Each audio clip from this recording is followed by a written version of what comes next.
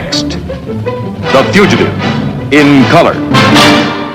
But if the ones I'm treating now don't respond, I tell you I need that reserve. And these people know they're being sacrificed for an experiment. I'm only interested in one thing: finding a cure for our homegrown brand of meningitis. And you don't care how many people you kill? Well, I do. I'm going to put those people on Superior. Kimball, you try to treat those patients, and I'll turn you in.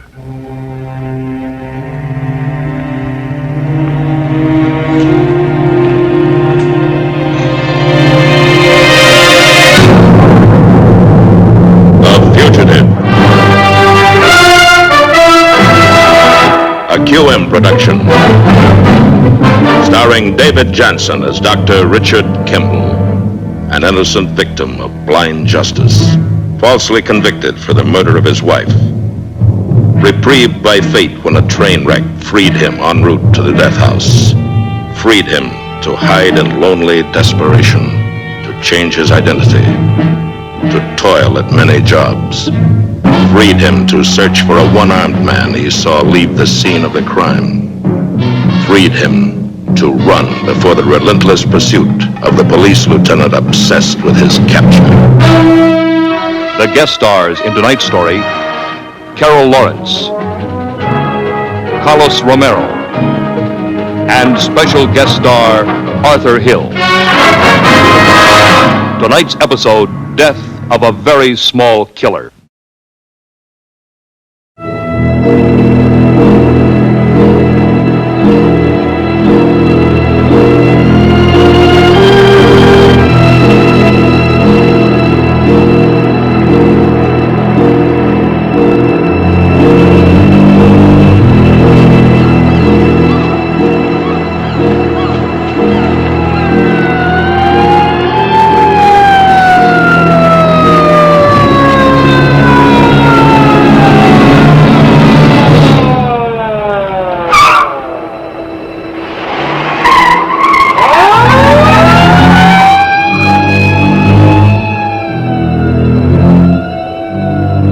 Trouble, mate? I think you could use some transportation. Fowler's about to cast off. That's Captain Mulvaney. Tell him Lanny sent you. Thank you. And it ain't for free. If you're thinking of hitchhiking, forget it.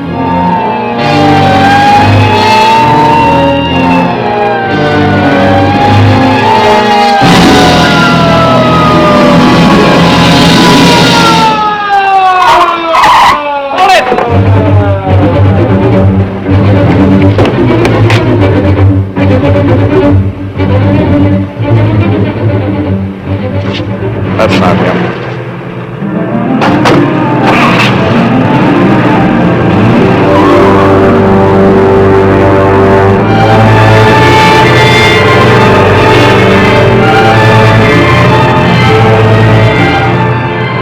Richard Kimball, Fugitive. A man for whom there are no neutrals, only enemies or friends. To such a man, a stranger's whim, a decision to lend a helping hand, means the difference between freedom or death.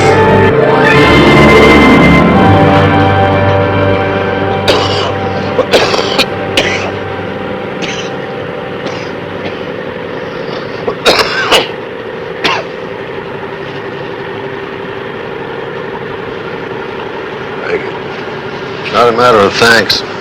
That $100 don't half cover it. I'm short-handed, so you can work out the difference. All right. If you can manage it. I'll manage. We're putting in at Puerto Banales for supplies and fuel. After that, it's a 6-week run to the fishing grounds. You can come along with us, or we can drop you off at Puerto Banales. Puerto Banales should be fine.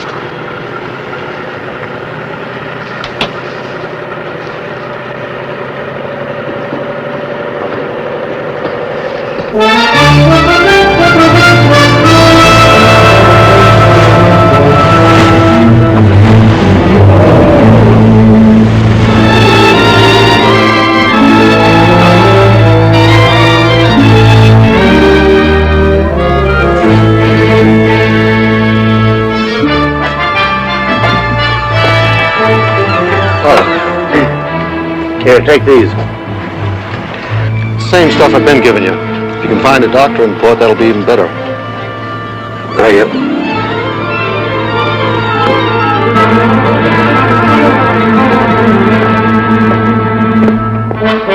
Good luck.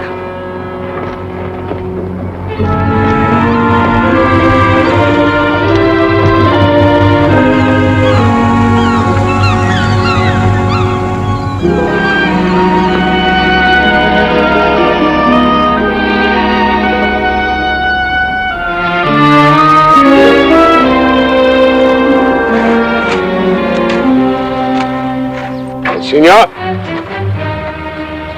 Habla inglés? Yes, senor.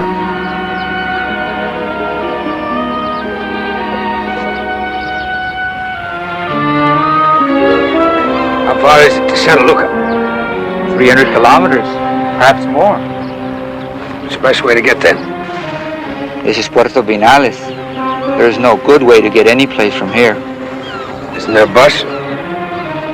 Some men call it a bus. It leaves tomorrow at 10 in the morning in front of the municipal palace. There's a place to stay? Sancho Modesto has clean rooms and good food. There, next to the church. Thank you. De nada, senor.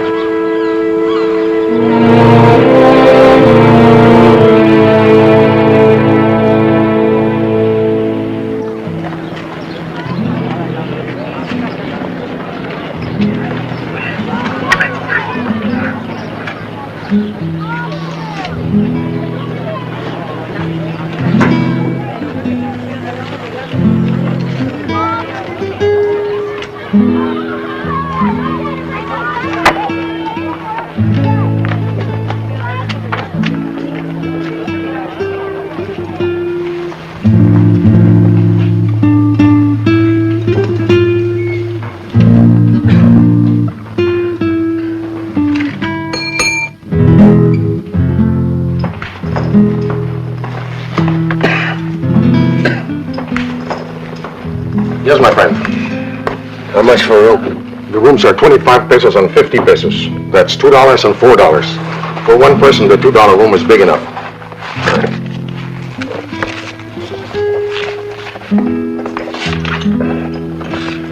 Here's the key. You feel all right? The room is upstairs on the right.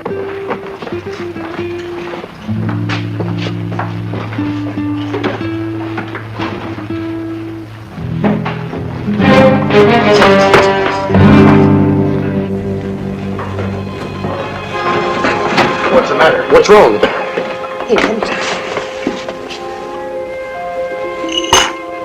Shall I carry him to his room? No, he's very sick. Can you hear me? Just get the pills in my pocket. Penicillin. How long have you been taking this? About 3 days. Can you walk? I can make it tomorrow. No, he's not going to his room. Take him to the truck. Give me a hand.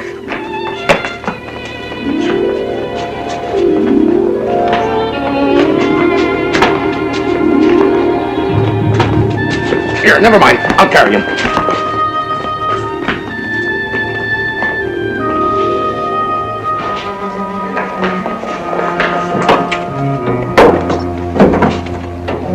Here. Careful, careful.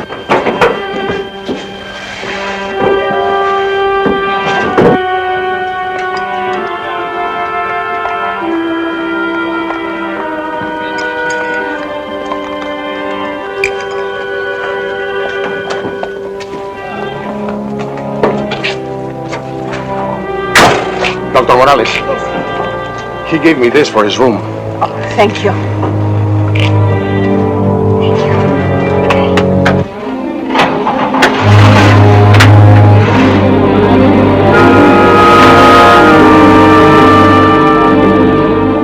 Luis? Take him inside quickly.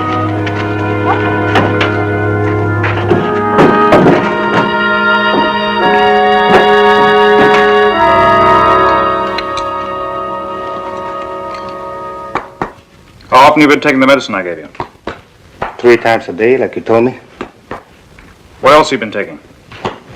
Dr. Howell, you didn't give me anything else. Yes, Diego, but how is it that the medicine I gave you to correct the irregular beat of your heart has in fact been doing the opposite? Am I a doctor to know this? Diego, what else have you been taking?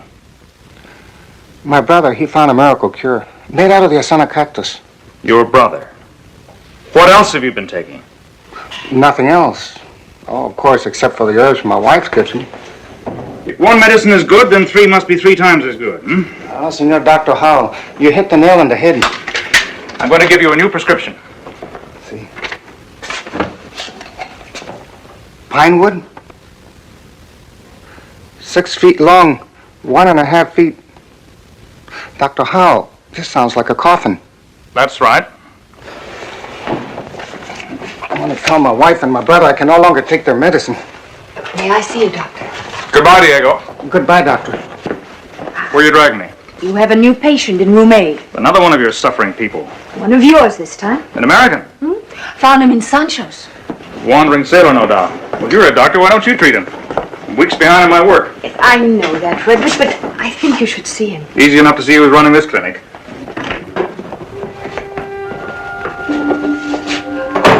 Doctor, before he passed out, he said he'd been taking these for 3 days.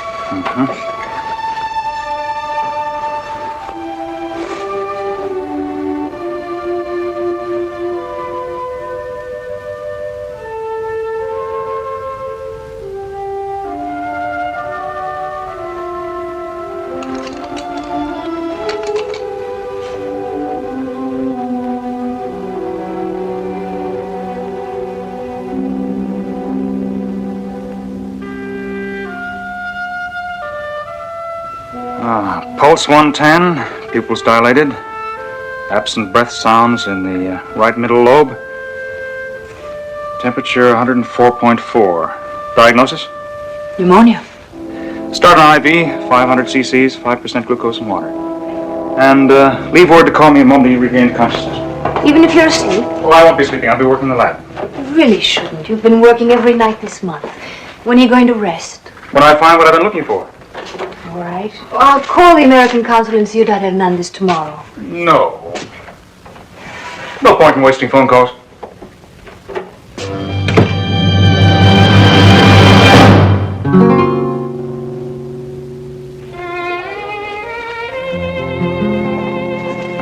Manuel, my friend, it's really nice to see you. Good evening, Sancho. And good evening to you, Manuel. Oh, how's your beard? Same as always. Well, in that case, I'll have one. Carlota, 1 beer for the sergeant, please. Sit down. Thanks. How's your family? Oh, they are well, thank the Lord. Doc and Inez, they're doing well in school? They do well. Well, so much for old things. What about new things? Such as?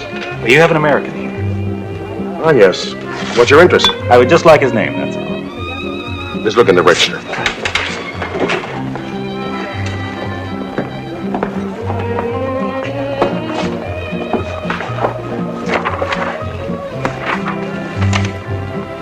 Here it is.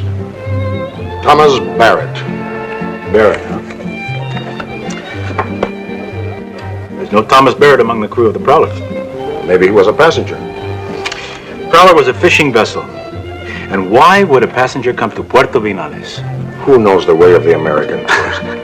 Perhaps he came here just to be alone. Where is he now? He's ill. Dr. Morales took him to the clinic. No. This one's on me. Please. Thanks, Sancho. Bye. Bye-bye.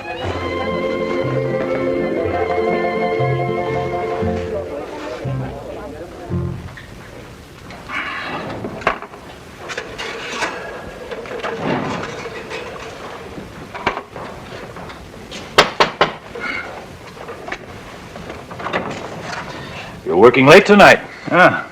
So are you. Or is this a social call? Some of each. How are they doing? Still alive? But they will soon be dead like the others of your meningitis. My meningitis? Doctor, I didn't mean that. It's your people who die of it by the score every year. At least my people don't waste their lives struggling against the wind. A strong wall keeps out the wind. Even the hurricane? Maybe. Oh, you're a fool. The disease is as old as time, and it'll be here when your walls are dust. What can I do for you, Sergeant? You have a new patient here, an American, who was on the fishing boat that came in this morning. What about him? I'd like to talk with him. I'm afraid that won't be possible. I must insist.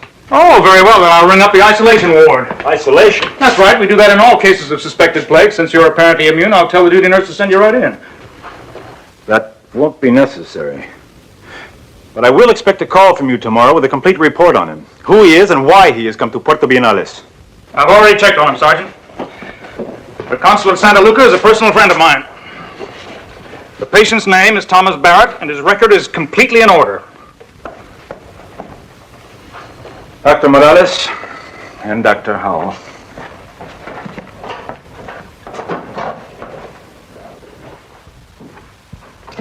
What did he want? The usual bureaucratic idiocy. I brought you some potato soup and tortillas with fresh butter. Soup. Oh! All right, I'll knock it off. Maybe you should relax for a while. You mean because I failed? Failure is no disgrace. You do have a clinic to run. I didn't come here to be the great white doctor to a horde of grateful peons. I came here to find a cure for what has been killing these people since the beginning of time. Yes, I know. Sometimes I think my people mean no more to you than the animals in those cages. They are footholds so that you can climb your great mountain. And on the top of that mountain is a way to save their children's lives and their children after them for all time. If it is there. You don't have to believe in it. Frederick, forgive me.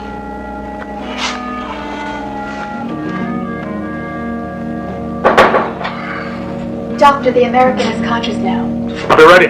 Do you want me to go with you? No, you lock up here. Where is this place? You're in the clinic of Puerto Bienales, senor. All right, Arturo, I'll take over.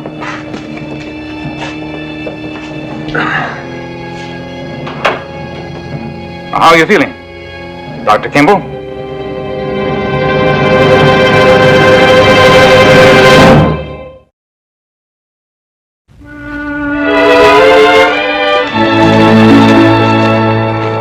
Later, senora, later. Later.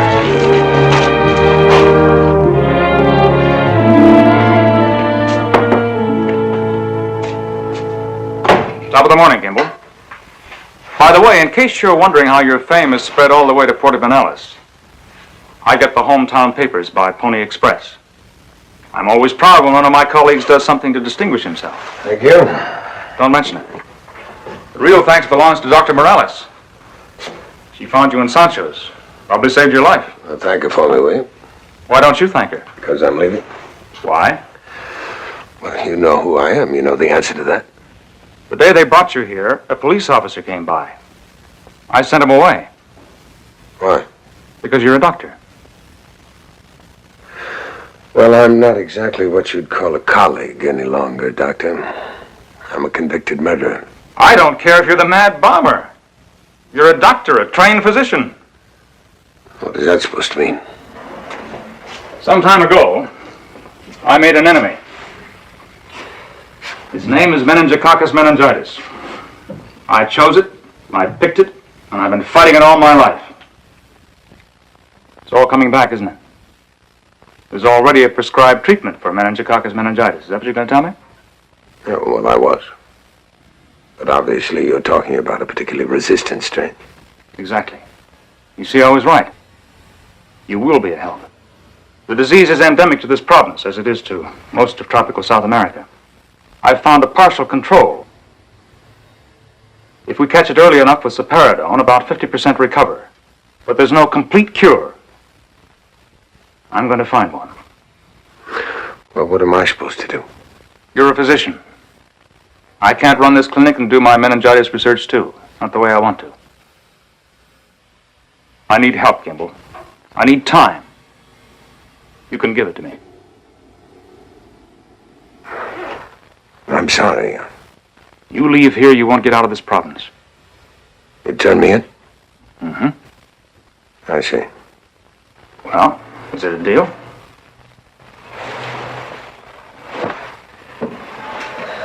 Yeah.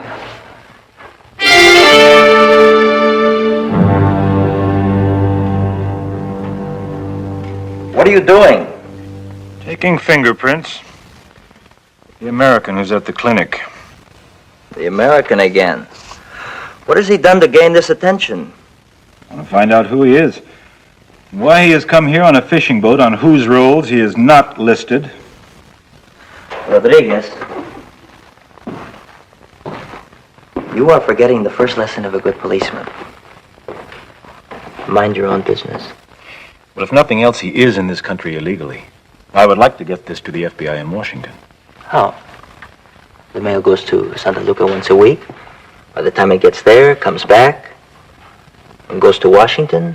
Your friend, if he is wanted, will be long gone from here. And if he isn't wanted, well, then you've wasted your good time. I could go to Santa Luca and send a cable. Rodriguez, you are an excellent police officer. I need you here, not in Santa Luca chasing ghosts.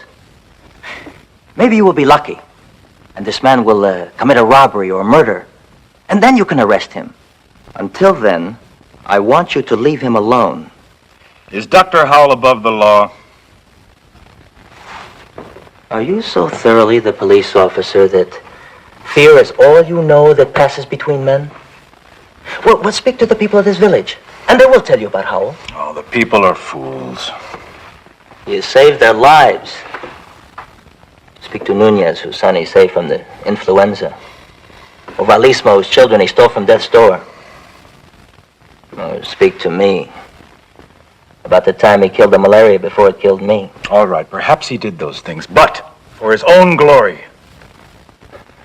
Was there not glory enough where he came from? Of glory and money there were plenty. On Park Avenue with the great physicians? Howell came here. He is our friend Rodriguez, and I will not have you trouble him without reason. Yes, Captain. I'll be back.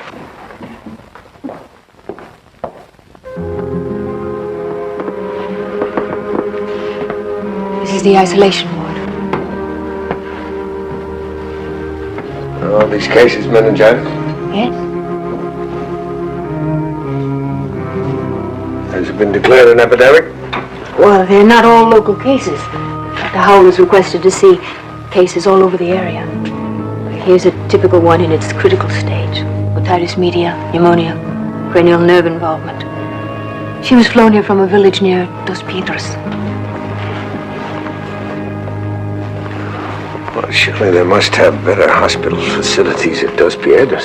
Yes, but there is no cure for the disease. Dr. Howell is at least getting close to finding one. The more cases he has to study, the sooner he'll be Sooner he'll what? He hasn't time for the cases he has now. Conditions are not ideal, Doctor. That's what you're here for. These people were here long before anyone knew I was coming. You and Dr. Howell have more than you can handle without importing any new cases. You seem to have acquired a great deal of knowledge in your short stay here, haven't you?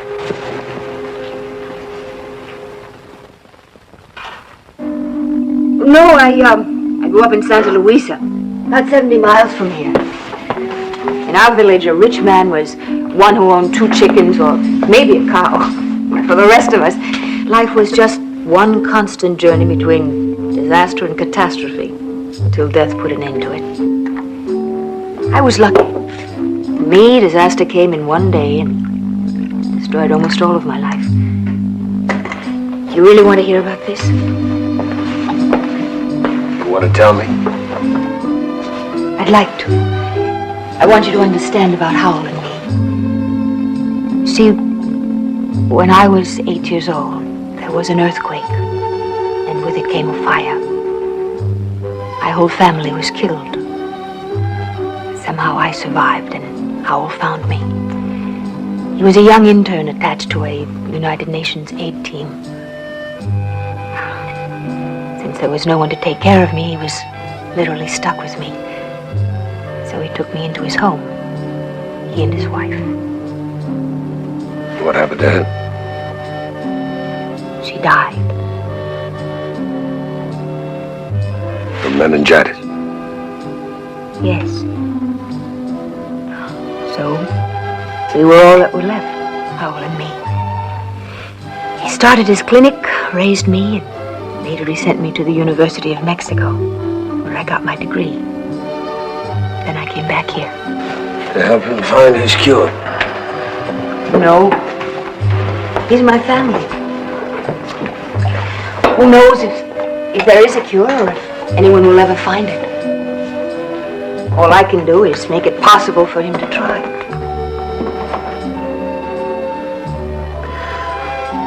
Brain, Don't feel sorry for me. Please don't. I don't feel sorry for you. That's not what I feel at all.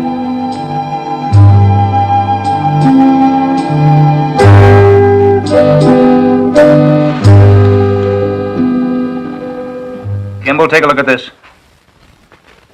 It was taken from our prize guinea pig this morning. Complete absence of Neisseria intracellularis. Now take a look at this one. This was taken from him 2 days ago. As you can see, the disease is in an advanced stage. What happened? I don't know. Come here. There he is, healthy as the day he was born. 2 days ago, he was dying of meningitis. Here's a list of the things he's been shot with. Sulfamarazine, sulfadiazine, penicillin, sapariddone, vitamin K, a double dose of sapariddone, in fact. But all drugs that have failed before in this stage of the disease. Something worked this time? What? The hand of God? Maybe it is that after all. Maybe it was some combination of these drugs, some sequence of administering. Nah, they've all been done before. It's in the records there, Kimball. I will try double sapariddone on each of the others. I'll let you get some rest. I'll go over the list and repeat the sequence with some of the other animals. Okay. Call me if you need me.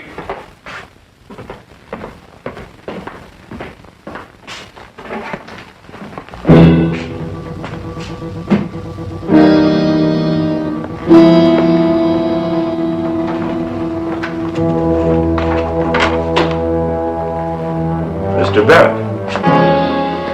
I'm pleased to see you've made such an excellent recovery. I'm Manuel Rodriguez. Good morning.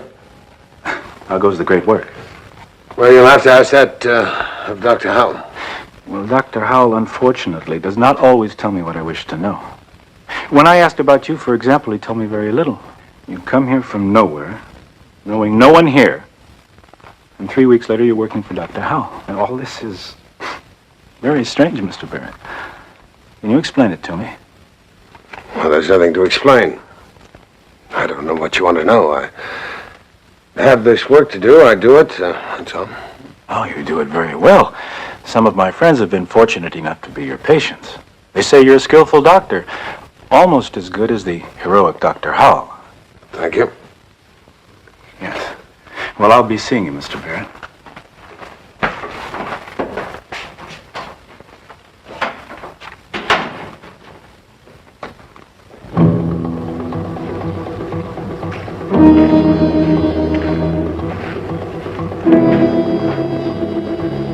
We're going to Ciudad Hernandez to check on Senor Barrett. Well, Captain Gomez told us... Captain Gomez won't be back until tomorrow.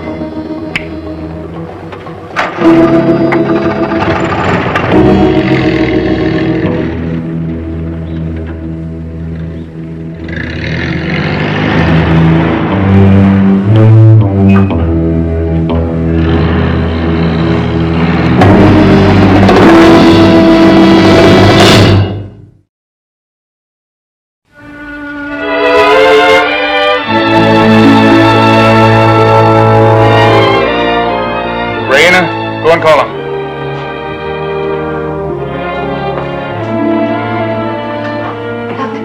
Come quick.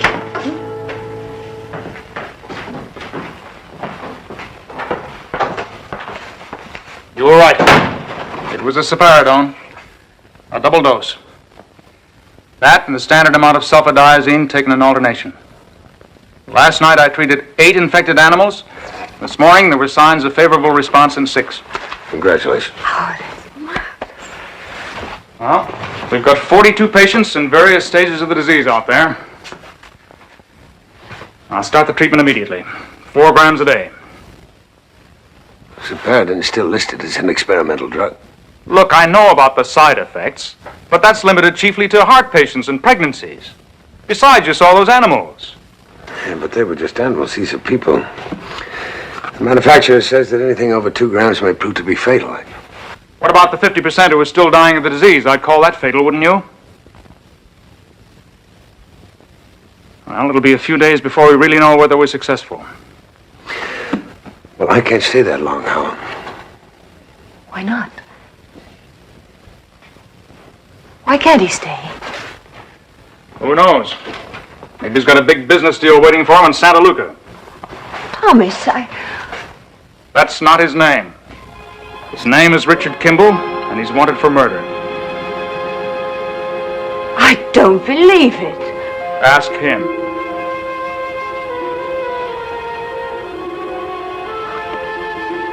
Yeah, that's true. We made a bargain. I promised not to turn him into the police. In return, he promised to help me. That's not a bargain. That's blackmail. What are you going to do now? Turn him in? Well, he lived up to his end. As far as I'm concerned, he's free to go. And will you? Now that you're set free? Raina, go outside, please. Raina.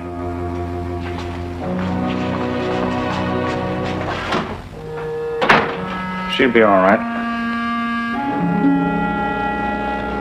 Later you can explain that you're innocent. And you'll be able to resume being lovers or not as you choose. All right, Doctor, we all know how tough you are. Not tough enough. I finally got it. Meningitis? Unless you're just making up a lie to keep me in. Of course I would. But in this case, I'm not lying. You're a doctor. It's easy enough for you to check. My temperature's up to 102. My blood work checks out positive. Don't worry, Kimball. We've got a treatment now. But I'm going to need you. All right, I'll stay a while.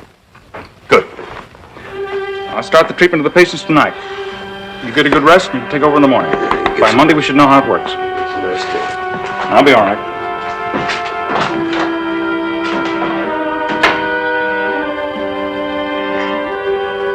Judge, according to this chart, half these patients have received no medication within the last 24 hours. Yes, Doctor. What? Those are Dr. Howell's orders. What's the reason? I don't know, Doctor. Take care of this.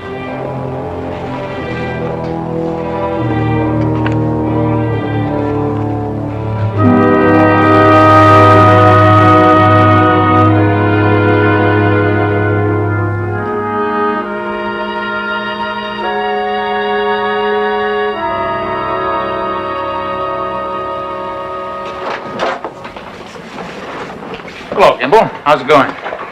Over half the patients are getting a double dosage of Saparin. Good. The duty nurse told me that the other half are receiving no medication at all.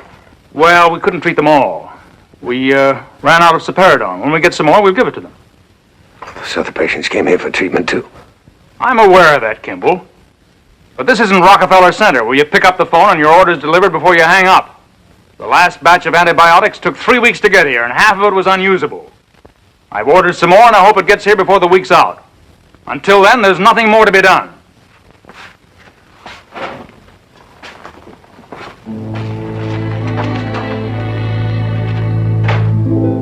Any improvement? Without the Saparin, there's nothing to stop the infection. Why don't you take a rest? There's nothing more you can do now.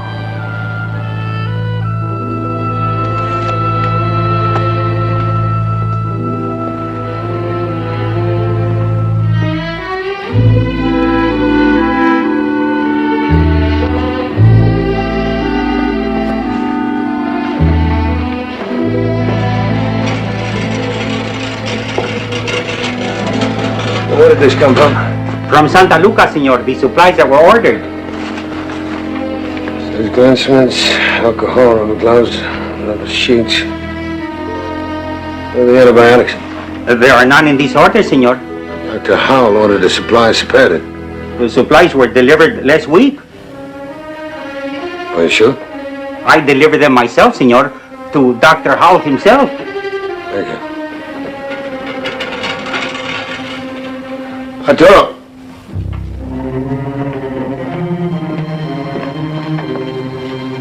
Where do they keep the reserve medical supplies? Well, all the supplies are kept in the medicine closet, Doctor.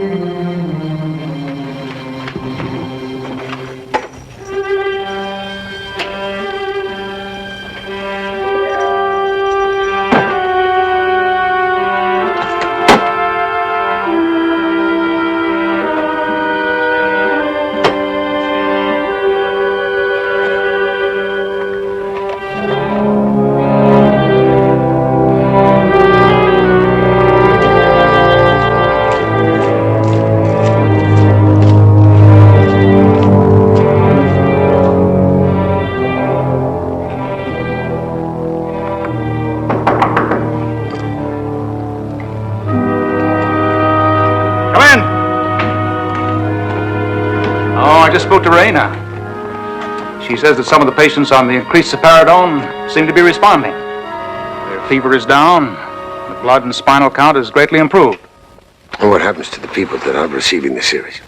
Well, in a few days we'll have enough to start them on it too. Until then? We've been through this, Kimball. I told you we've run out.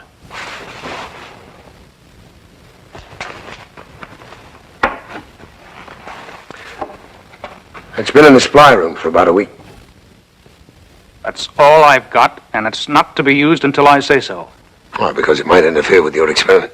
That's right. They're tolerating an increased dosage, but they may require more. I need that reserve. These people came here for treatment too, Doctor. Treatment? Who's talking about treatment? I'm trying to find a cure. You found a cure? A 100% cure. All we know is that a double dosage of Saparidone cured some guinea pigs. Well, human beings are not guinea pigs, Doctor. They may require more, maybe even a triple dosage. And if they do, I want to be able to give it to them. Doctor, there are 11 people. 11 people in there that are dying. Now, half of them could be saved with one single dosage of this drug you're hoarding. Do you want me to give it to you in simple mathematics, Doctor? You're talking about 5 or 6 cases. I'm talking about thousands.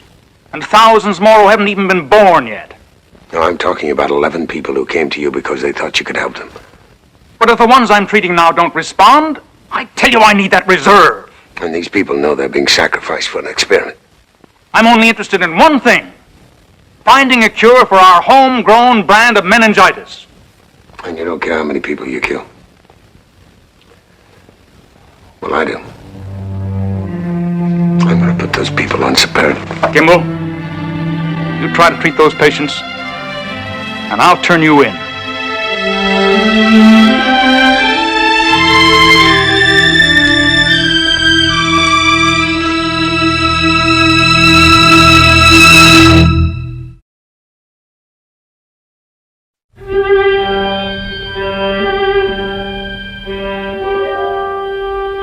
Where's Ramirez? 4 cc's of Saparidone, 2 cc's of sulfadiazine. IV at 1 a.m. Who's next? He's the last one, Doctor. All right, Dr. Morales will be on at 5 o'clock. You give her the list of patients. She'll take over from there. Senor Doctor, won't you be returning tomorrow? No.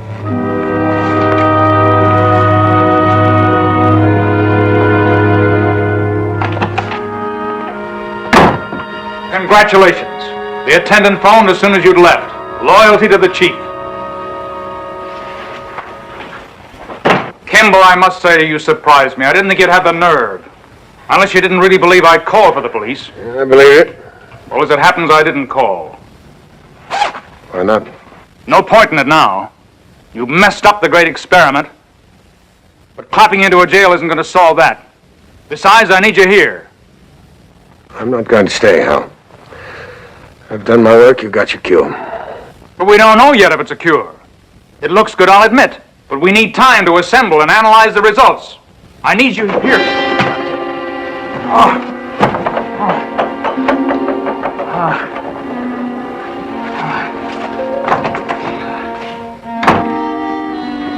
Raina! Otto! Go get Dr. Morales! Then help me with Dr. Howell. I want to get him back to his cottage. There. And here is your Dr. Barrett. Richard Kimball wanted by the United States authorities for unlawful flight to avoid execution. Are you sure this is Barrett? It is him. In Ciudad Hernandez, they were not so protective of the great Dr. Howell and his friends. They matched his fingerprints, and you see the picture. All right. Let's go. He'll come around when the nitritol takes effect. We'll be outside.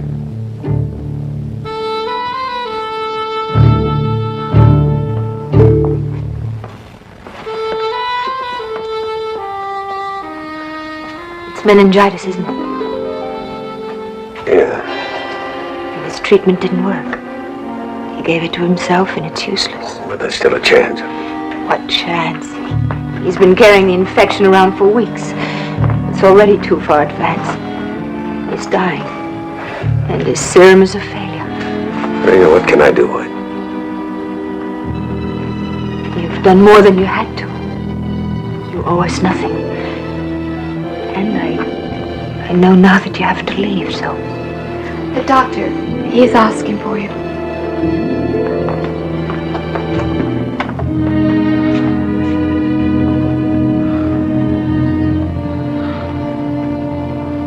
Still around, eh, Kimball? The Kimball has been treating you. He could have saved himself the trouble. You're going to be fine. My dear girl, I've been studying this disease for longer than you've been alive. I am not going to be fine. I'm so sorry What do you mean? that your drug failed. All your years of work were wasted. Oh, save your tears, Angel. The drug works fine. I never took it. You're talking about... Why didn't you? A few years ago, if you remember, I took a vacation at Santa Rita. The fact is, I went there to recuperate from a coronary attack. Rather a bad one. I didn't know. Oh, there was no need. But anyhow, you can see why I couldn't take any Siparidone. Side effect. But even with the side effects, there was still a chance. A very slim one. And if I didn't make it, I'd have been dead then and there.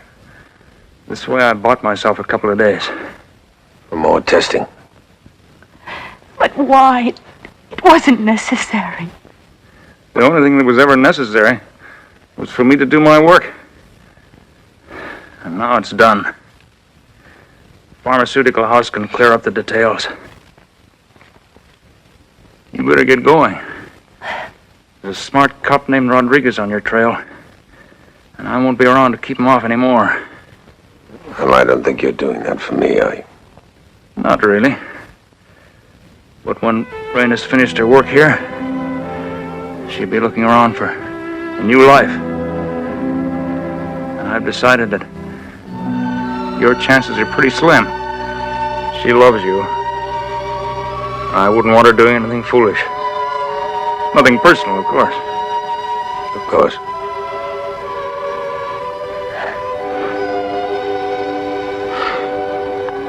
I love you. I love you, my angel. Go now. Take him to the ocean at San Pablo. You can get a boat there. Go now. Quickly.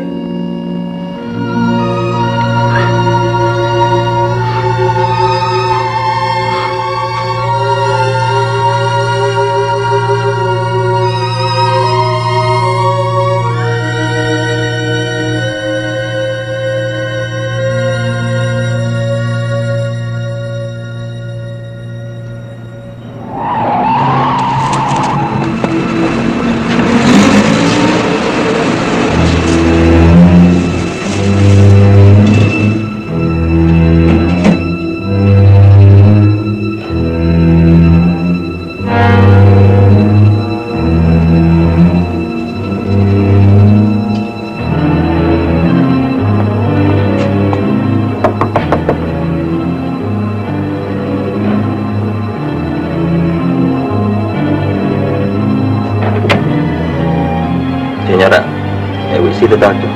The doctor is very ill, senor. It is a very important matter. Maria! Let them in.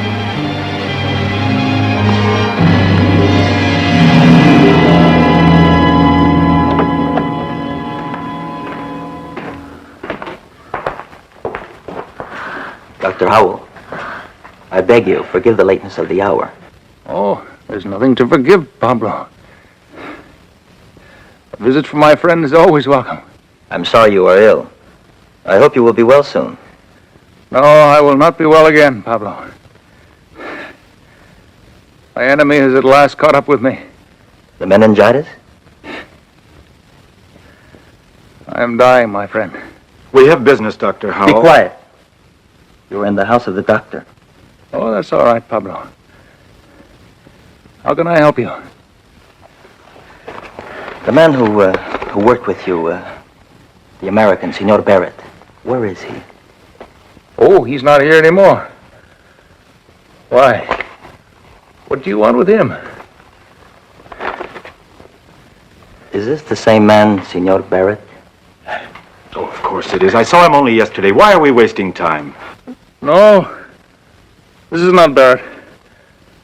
Barrett looks nothing like this. Captain Gomez, this is a lie. I have seen this Barrett with my own eyes. Dr. Howell says it is not Barrett. That is good enough for me. Captain, this is madness. And we still have time to catch him, to set up roadblocks. Barrett is Kimball. The doctor says no. All his life, he has labored for us, and we have in return given him nothing. Now, the least we can do is to believe his dying words. I am sorry, Captain, but I am calling some men here to search the clinic and the grounds. I have given you an order, Sergeant. If you disobey it, you can seek employment with your friends in Ciudad Hernandez. Goodbye, my friend. Vaya con Dios.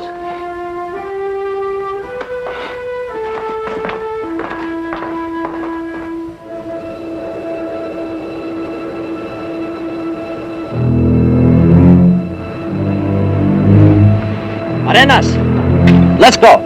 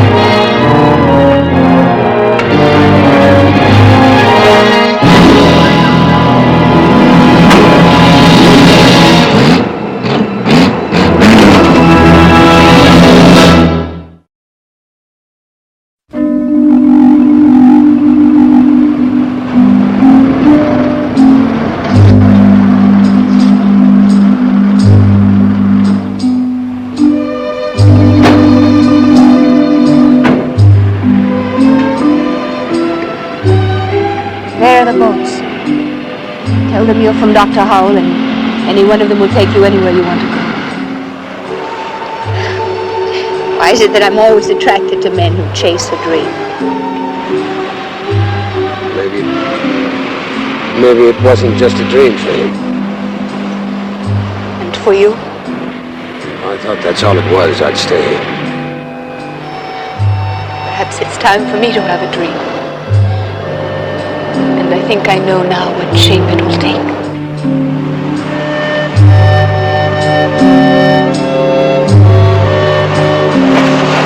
Bye, Richard.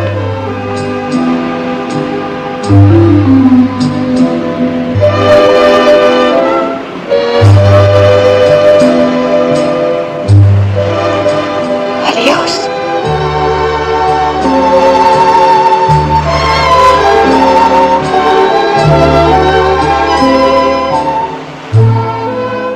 To Richard Kimball, the fugitive, the respite of love is brief. The end of love a necessity of survival. In flight from the numberless enemy, darkness and loneliness are harsh but sheltering friends.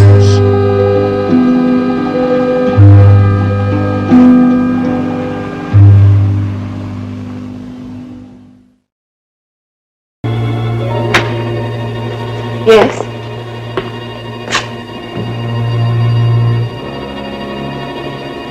Good morning, Dr. Kimball. Do you know him? I know him. I'd like to see Ambassador Unawa, please. I am he, sir. Lieutenant Gerard. I'm here for my prisoner. Your prisoner, Lieutenant? Surely not a guest of the embassy, yes, but no man's prisoner. This man is a convicted murderer, a fugitive from justice, and I hold a warrant for his arrest. Are you refusing to honor that? I am. I have offered Dr. Kimball sanctuary here, and he has accepted. I will honor that responsibility and nothing else. Then I'm afraid, Mr. Ambassador, you leave me no choice. I shall have to file charges. As you will. However, it would be a waste of your good time and the taxpayers' money. As you know, I do enjoy diplomatic immunity. He doesn't. The Fugitive. A QM production. Starring David Jansen as Dr. Richard Kimball, an innocent victim of blind justice, falsely convicted for the murder of his wife. Reprieved by fate when a train wreck freed him en route to the death house. Freed him to hide in lonely desperation, to change his identity, to toil at many jobs. Freed him to search for a one-armed man he saw leave the scene of the crime. Freed him to run before the relentless pursuit of the police lieutenant obsessed with his capture. The guest stars in tonight's story, Ivan Dixon, Diana Sands, and special guest star Diana Hyland, also starring Barry Morse as Lieutenant Philip Gerard. Tonight's episode, Dossier on a Diplomat.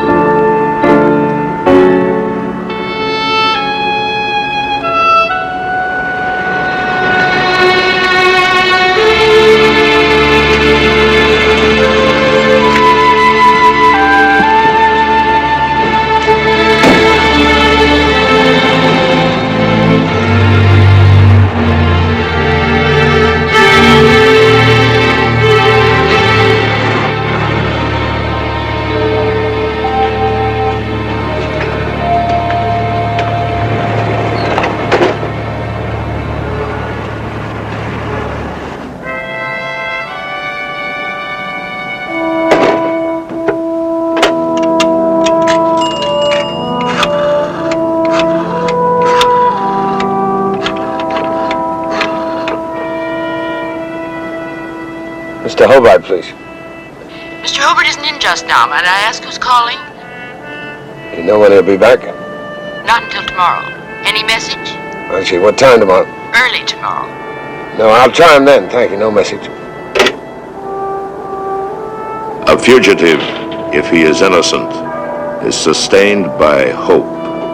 It is more necessary to him than food or shelter. But paradoxically, the greater the promise of that hope, the more agonizing it becomes.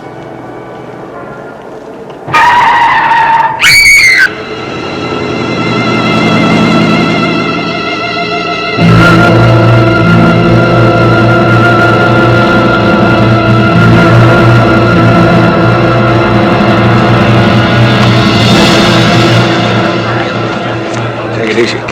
I am taking it easy. But the Norman in Washington apparently finds more diverting than I do. He was crossing the street, just kind of keeled over right in front of me. Sure you're all right? Oh, yes, quite, except for a severe case of punctured dignity, usually not fatal. I'm afraid I simply slipped and lost my balance.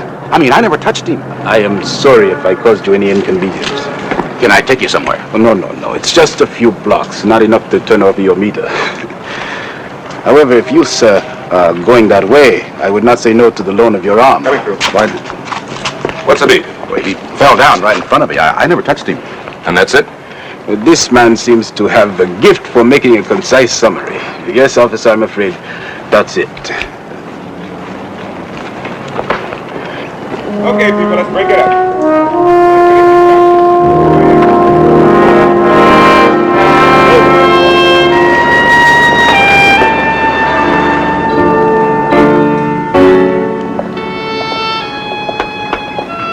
So you see, Mr. Farrell, to an outsider like myself, it's incredible how far one can walk and still be surrounded by the trappings of civilization. And I am accustomed to walking, you understand. You see, in my country, many of the roads are as yet unsuitable for automotive travel.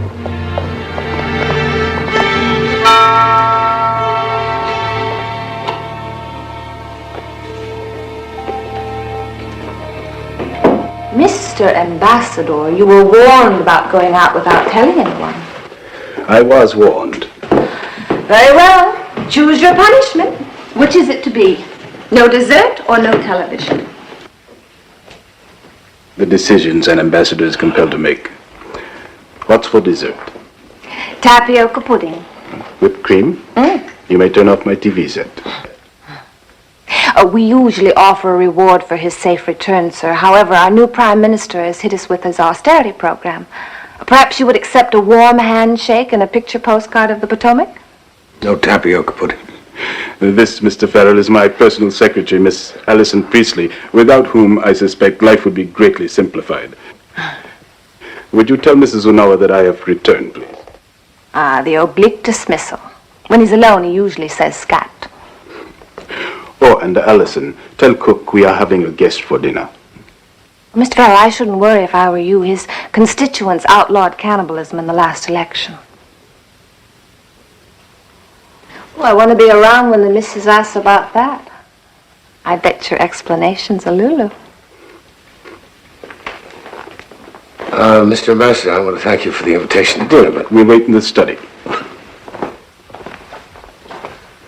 Well, I'm sorry. I was trying to say I can't stay for dinner. Oh, you have a previous engagement? Well, no, but... Three interpretations suggest themselves. Either you have just arrived in Washington, or you are about to depart, or that suitcase contains the wares of a salesman. Just arrived. Ah, and you have not yet found suitable lodgings. Splendid. Would you believe it? We have 12 rooms here, a good many of them unoccupied. You don't even know me. Did you know me when you plucked me from the gutter? Well, no, but a thank you would have covered that. Mr. Farrell, to deal with a country such as yours is an awesome task. And if I am to succeed, it is imperative that I acquire an understanding of your people, of you, Mr. Farrell.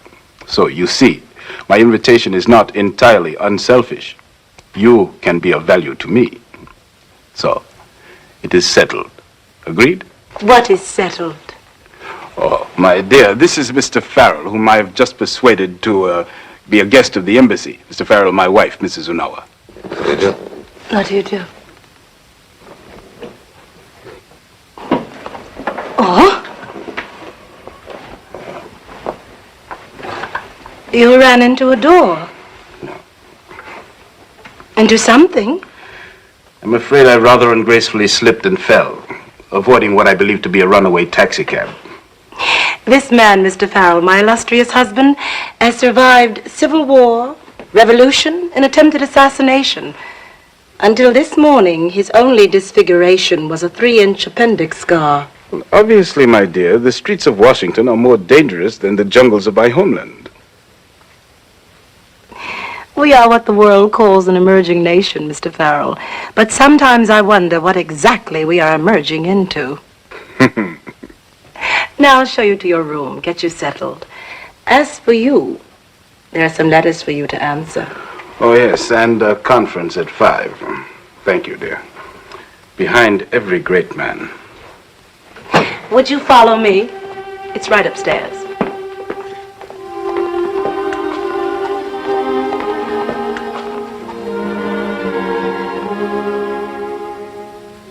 We have a very small staff, Mr. Farrell, but I'm sure we can make your stay comfortable. Were you present when my husband sustained his injury? Well, I didn't see him slip. Otherwise, did it seem as he described it? I think so. He didn't collapse. Collapse. Afterwards, he seemed all right to you? Forgive me, I have my reasons for asking.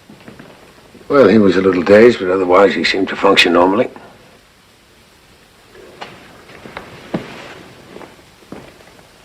I wonder, could you?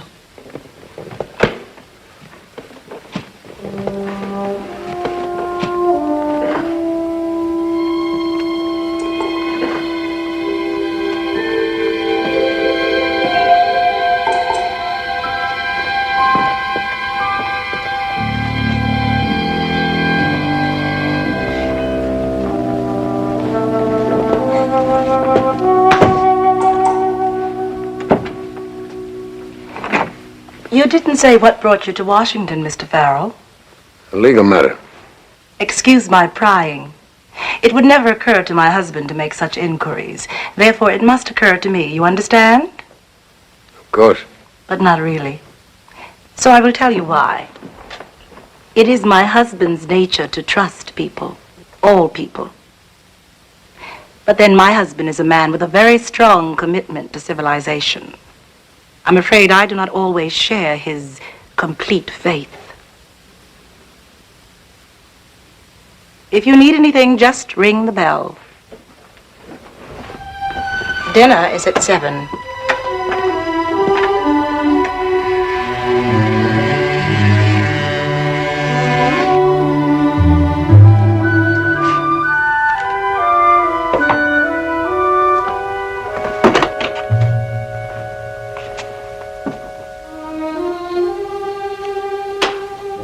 Ambassador's robe suits you.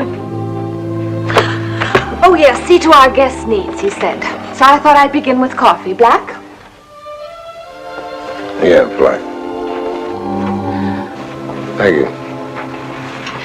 Now, what's a nice girl like me doing in a palace like this, right? And now that you mention it. You might say that I'm a Peace Corps dropout.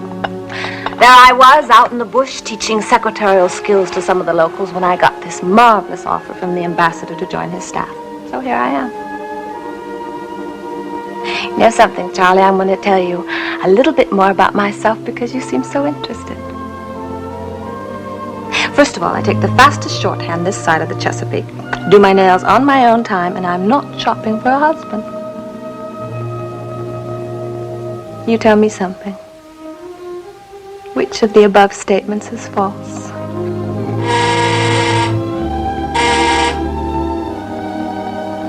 That's her ladyship calling, and the long and the short of it is she wants me. I know what you're thinking, Charlie. If only there was some way I could draw her out of her shell.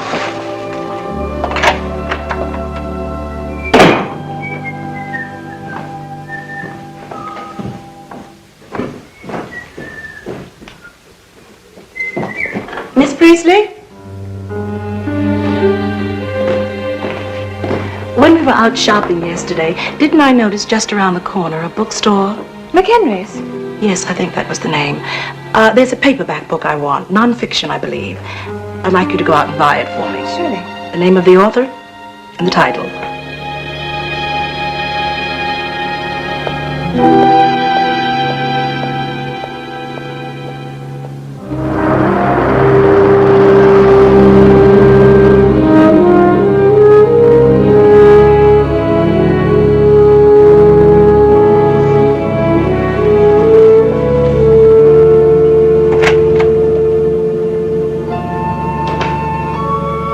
Mr. Farrell?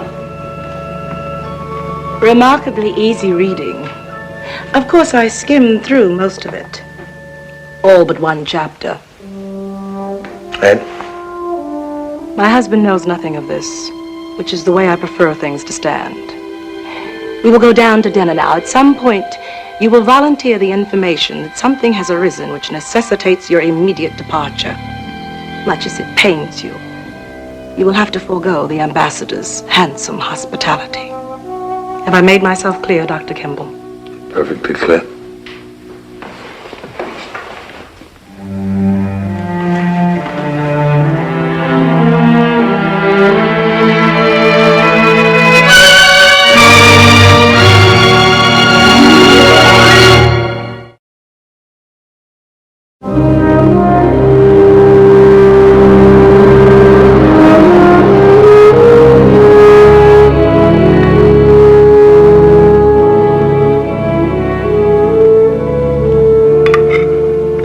Now you will see, Mr. Farrell, whether I was right to choose the tapioca pudding.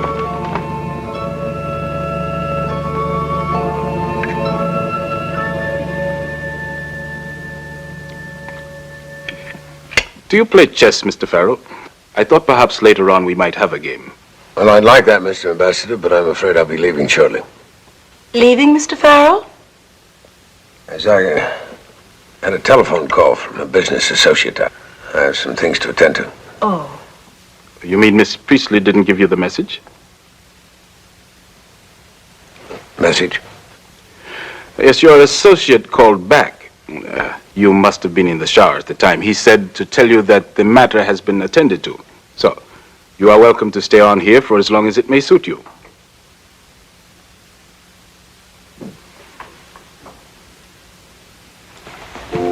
Shall we all take coffee and brandy in the study?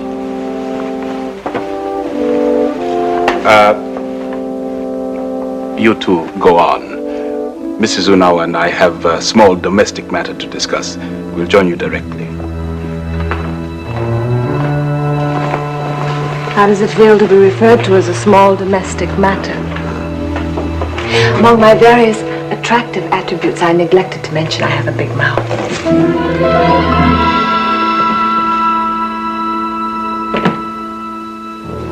Who told you? Does it matter? Was it he? Did he come running to you? My dear, I'm sure you believed yourself to be acting in my own best interests. However... And in the interest of the embassy, of our nation, of your mission here. They're harboring a fugitive. I am sheltering a friend. In this case, it is one and the same thing. If it were known, and at a time when we are practically in the streets begging for allies. Davala, you cannot ask that I put this... I should not have to.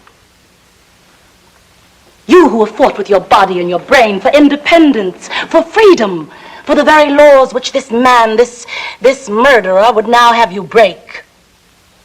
We're struggling to stand with dignity alongside other nations. In our Constitution, we stress the law, domestic and international. We must not be held up as hypocrites. My dear, were you ever to address the UN General Assembly, we would be inundated with foreign aid.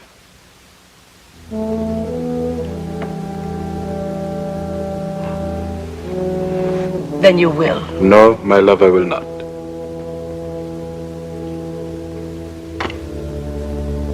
I don't have to tell you how the world sees us. Like a child. They expect mistakes from us. Blunders. The diplomatic gaucheries of amateur statesmen. You will not be serving your country well by providing them with just such an example of our lack of sophistication. That's enough, Dalala. Can a man serve his country who does not even serve his own conscience?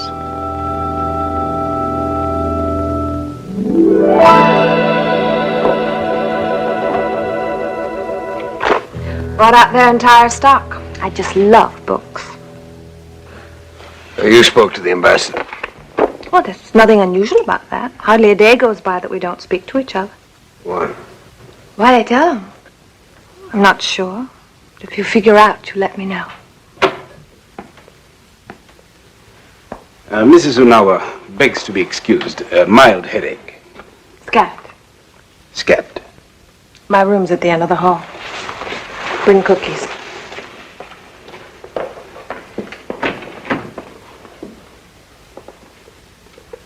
What is interesting to me is the absolute lack of a sympathetic bias.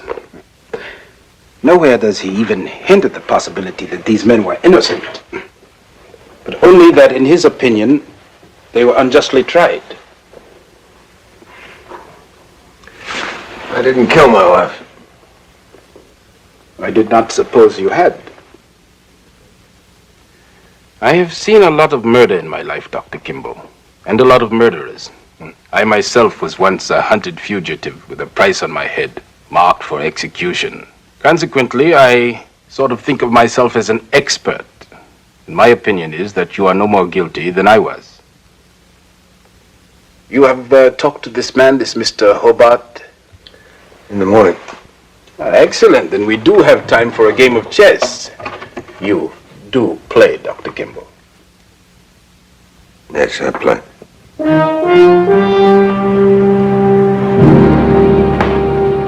Oh, Walter.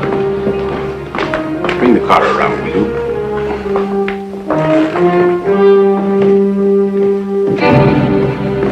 You sure it'll be all right? Quite, Mr. Farrell. Mr. Hobart's office is right on our way.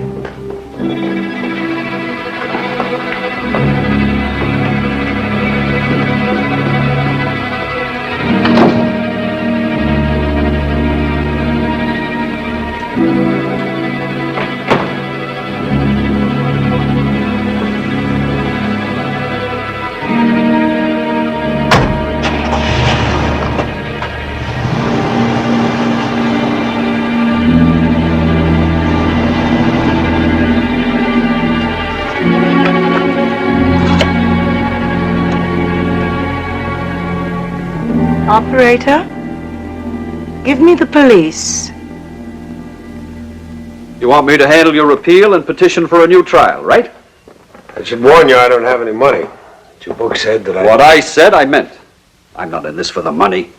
At least, not in your case. I suppose I'm something of a throwback in this age of expediency. Justice is one word I'm still not embarrassed to use. Then there is a chance. We've got some work to do. What does that mean in your book? My book said you should never have been convicted on the case the prosecution brought into that courtroom. It was all circumstantial. Could have been attacked in 100 different ways. Then there is a chance. If we get a new trial, I'm sure I can get you off. It's good to hear. Only partly good. Maybe that if slipped by you. The problem will be getting that new trial. How big a problem? Not too bad, but it'll take time. You've already had one appeal turned down. And that was predicated on the usual grounds. Judicial error, venue, even the press treatment. I'm afraid we'll have to search elsewhere. Unfortunately, the Stafford police knew their business. All their pre-trial procedure met even the requirements of the recent Supreme Court rulings. What does that leave us? Looking for a new piece of evidence. You can forget it. There isn't any new evidence. Maybe not anything that'll prove your innocence per se, but they have to prove your guilt. All I need is something to get your case retried. Then what? A witness that wasn't called, testimony that was never elicited, a deposition that should have been taken and wasn't. Anything like that. Doesn't necessarily have to be earth-shaking. Just enough to let the appellate court say that maybe with it, just maybe, the jury could have found differently. Don't worry. I can come up with that. How? I've got 2 investigators packing to go to Indiana right now. Well, there is hope. Well, of course there is. Or I wouldn't be going to all this trouble. As I say, I know I can come up with something, but I can't tell how long it'll take. I'd guess a maximum of 2 months. 2 months? I don't see how I can... Relax. You're at the embassy, right? By international law, my friend, that embassy is not part of the United States. It's foreign soil. And you, dear client, for so long as you remain there, are out of the jurisdiction of the American police. I don't see how I can just move in. From my point of view, I'm afraid I must insist on it. What does that mean? I mean, as an attorney, I'm an officer of the court. I can't represent a criminal on the run. I'm bending a few legal and personal ethics right now, in fact, just talking to you here. But as long as you're under the legal protection of another duly constituted government, I'm not assisting in evading any federal or state laws, and I can represent you. I don't see how I can just ask the ambassador for board and room for 2 months. So he tricks up some kind of job for you. Houseboy, janitor, pearl diver, what do you care? For now, you hustle back to that embassy. We'll meet there from now on. And once inside, I don't care if that building's burning down. You don't budge.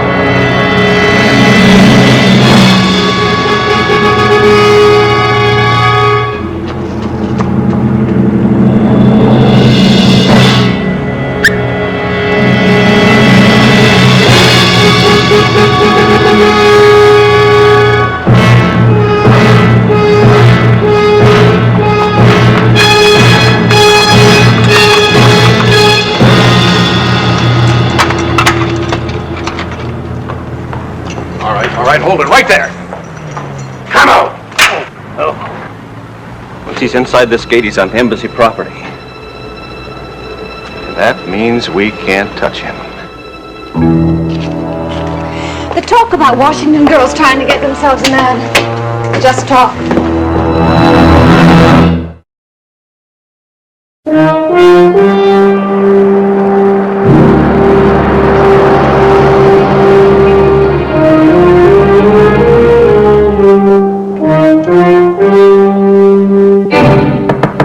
Come in. I'm not intruding, Doctor. No, I was rather expecting him. I know what it's like to infiltrate a combat zone. At one point in our lives, my husband and I were virtually commuters. I know it will come as no surprise to you if I tell you that it was I who phoned the police. No surprise. Perhaps you regard our current positions as a stalemate. It isn't. I am determined to be rid of you, Dr. Kimball, as soon as possible, and regardless of any dissenting voices. Mrs. Unawa, No. Let me finish, please. The ambassador is my life, Dr. Kimball, and your presence in this house would assuredly kill him. What do you mean his career? That first, then him. Have you been so preoccupied with your own problems that you've failed to notice the very obvious classical medical symptoms? He tires easily, naps for hours on end, suffers dizzy spells, has recurring trouble with his eyesight. Need I go on, Doctor? Brain tumor, how long? It was discovered several months ago. He doesn't know. He thinks it's a form of malaria. I won't let the doctors tell him. I'm sorry. Every day he lives, every day he continues to serve the cause to which he has given his entire being. You will not deprive him of that privilege. Well, how can my presence here threaten that? Scandal at the diplomatic level, Doctor, is sudden death. Your presence here can do more than merely wreck a man's career. It could rewrite the course of history.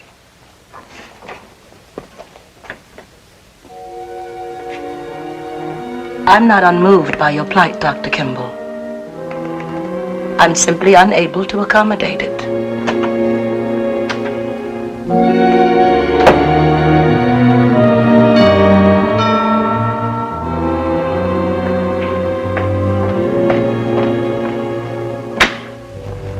Yes?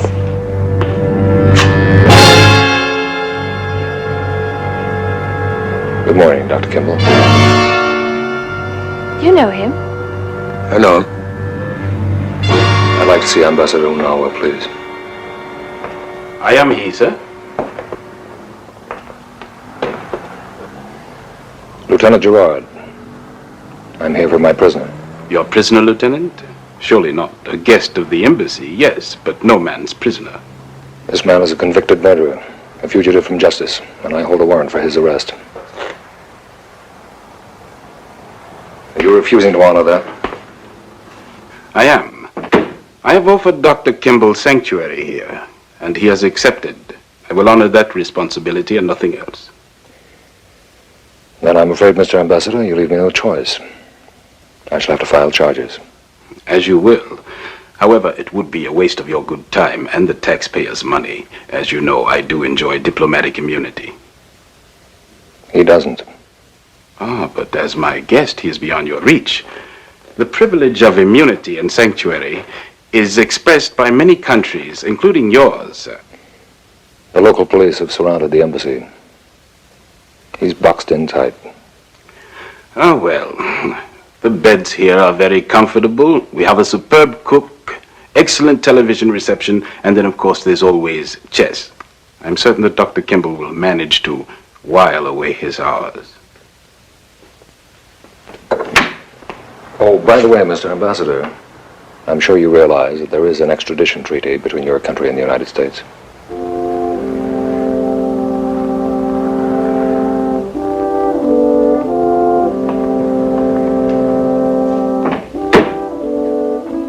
Dr. Kimball, you will excuse us, my dear?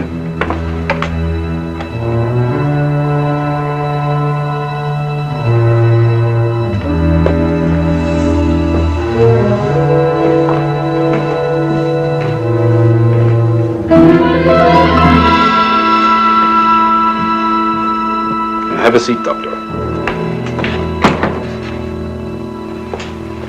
You spoke with your attorney this morning? Yes. It went well? Well enough. He estimates that we'll need at least a couple of months to get the information we need. Months? I know I can't stay here. I've caused you enough trouble. I can't ask you to fight the extradition. Tonight I'll find a way to get out. And right into Lieutenant Gerard's eagerly awaiting arms. Surely there must be a less spectacular method of committing suicide. I'm used to it. Have I ever intimated that I wished you to leave? Has anyone? Oh, yes, of course. My wife. But that, after all, is my concern, isn't it? And mine alone. 2 months, you say. But is he optimistic, this Mr. Hobart, about the outcome? That's what counts. Seem to be. Are you? 3 things have kept me going, Mr. Ambassador. To avoid capture, find the man that killed my wife, and to secure a new trial. I'll show up in court, all right. Even though it was in a court that you were unjustly adjudged guilty? Yes. Such unshakable faith speaks well for the American system. Speaks well for you, Dr. Kimball.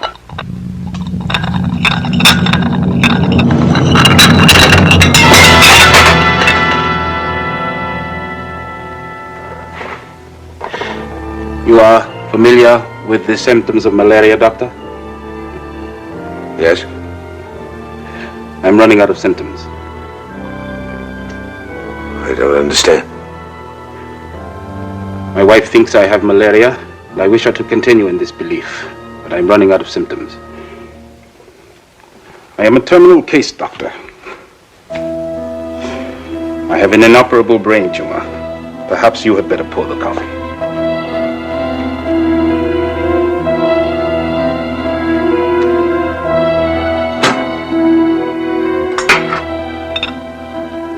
It's always been my feeling that both the patient and the family should know the truth. And don't things become awkward, mawkishly sentimental, lots of tears and pity? At first.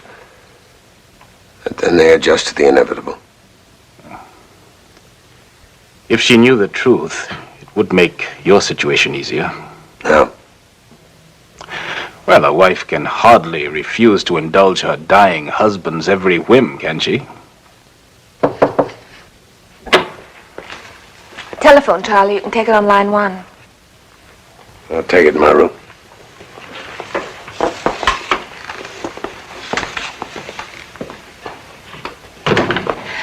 All typed and ready for your signature. Thank you.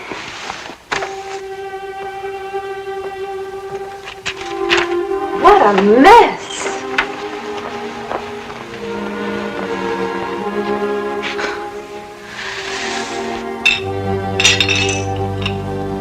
It's a good thing you weren't entertaining the State Department.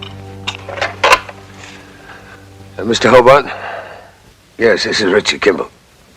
Something happened? Just letting you know I'm going to drop by with some authorizations for you to sign. Fine. You should know something else. Lieutenant Gerard was here. He's talking about extradition. I was afraid of that. But we can fight it out for a couple of months. How did the ambassador handle it? Uh-huh. Good. All right, here's what we do. You tell Mr. Unawa. There's no question there'll be a lot of static over this. But if he'll hang tight, stall, I don't care, declare a state of war if he has to.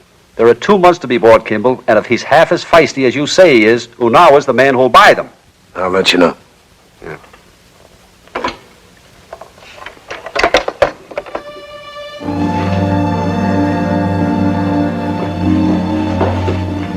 Oh, Miss Priestley. Yes? I've been in touch with the Prime Minister back home. I want you to tell the rest of the staff to pack their things. We'll be leaving the embassy tomorrow. Tomorrow? Yes. Call the movers and tell them to be here tomorrow afternoon. Does the ambassador know this? I'm going in to tell him right now. It's rather short notice, don't you think? Perhaps. But by 5:30 tomorrow afternoon, this building will no longer house our legation. Miss Priestley? I made a request. Yes, of course you did.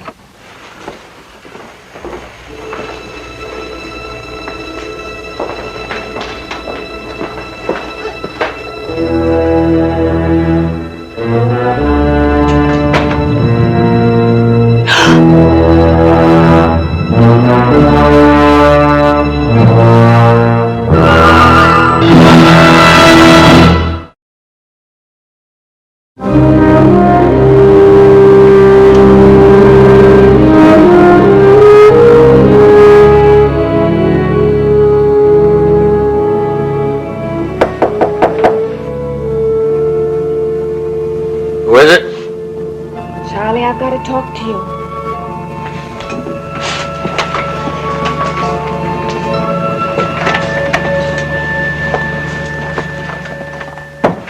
They're closing the embassy. Why? The way I see it, we're moving to other quarters. When did this happen?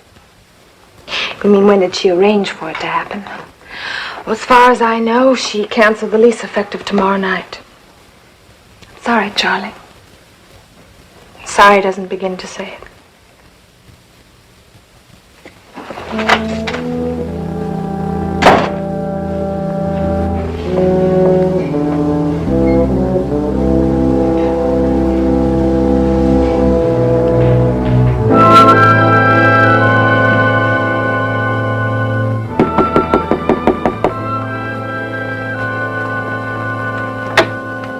I'd like to see the ambassador.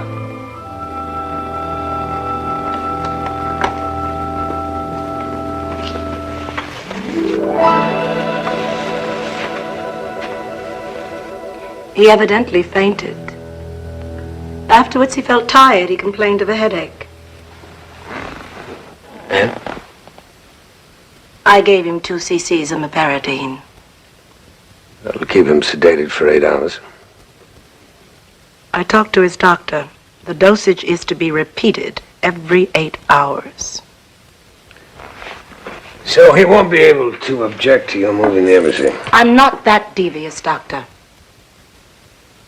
He fell ill before I had a chance to tell him. Then why are you moving? I felt this building no longer met our needs. So we're moving to temporary quarters until we can find more suitable facilities for the embassy. After the police arrest me, then you'll decide that these facilities are suitable enough, and then you'll move back, I see. Perhaps.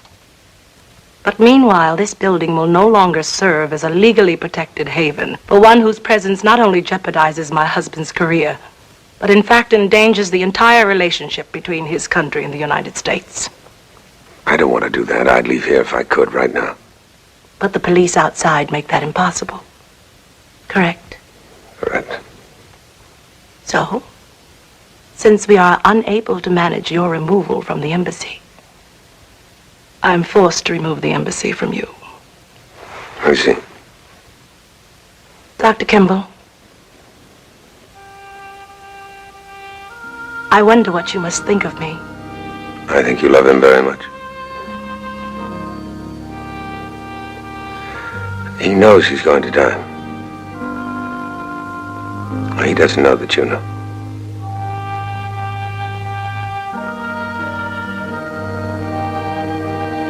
You could have told him. Well, he thinks he's protecting you. Let's let him continue.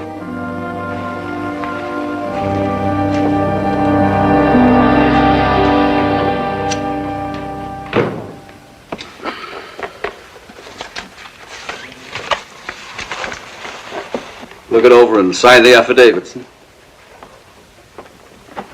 Any way you look at it, we've had a chance to get to know each other and start things moving. Odds are we'll get that new trial. In time. I spoke to Lieutenant Gerard as I came in. You can surrender to him. Did he agree to keep me in Washington until the trial? He's agreed to nothing. He doesn't have to. Well, you can't exactly blame him for not cooperating. You led him quite a chase. What you're saying is then that I could be executed before you could obtain a stay. That's what you're saying, isn't it? Oh, I don't think they'd move that fast. But if they did, you couldn't do anything to stop them. Probably not. If I managed to get out of here, could you still get me that new trial? If you leave this building, you revert to the status of a fugitive. I couldn't give you any help at all. But you said something about justice meaning something to you. It does. And so do the 30 years I've invested in my career.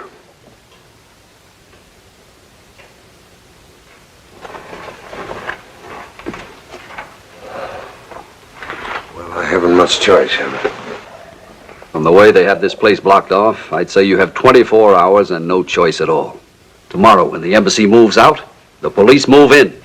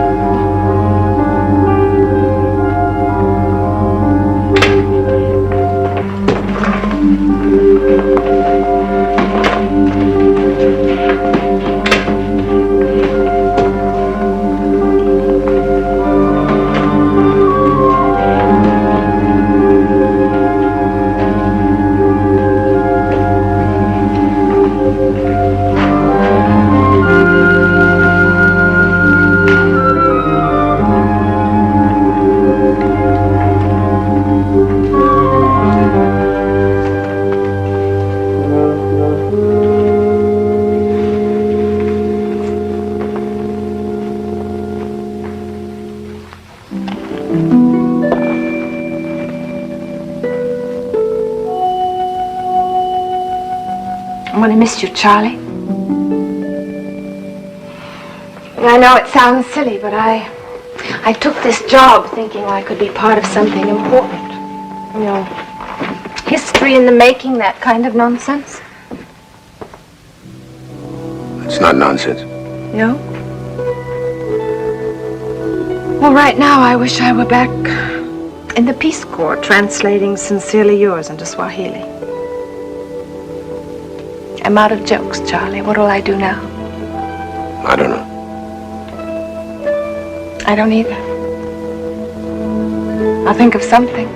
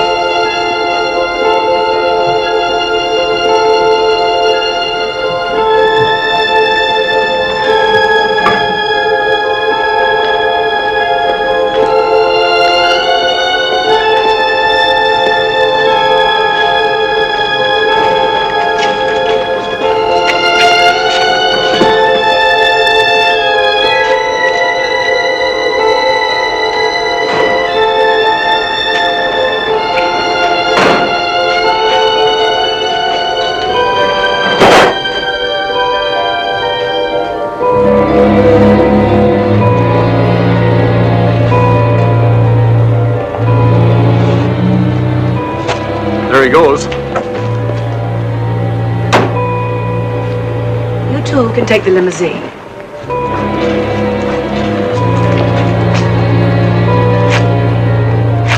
May I know the meaning of this? Mrs. Onoa, I'm Lieutenant Gerard. I know who you are, Lieutenant.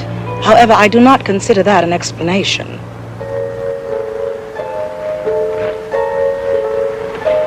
Do you propose to detain the ambassador, Lieutenant? No, not if he is the ambassador. Open it.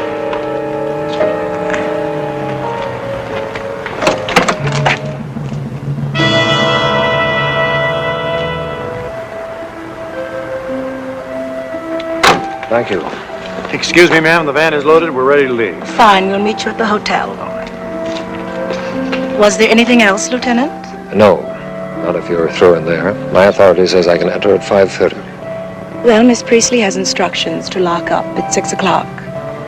Considering the number of men you have assembled here, you should have more than enough time for a thorough search.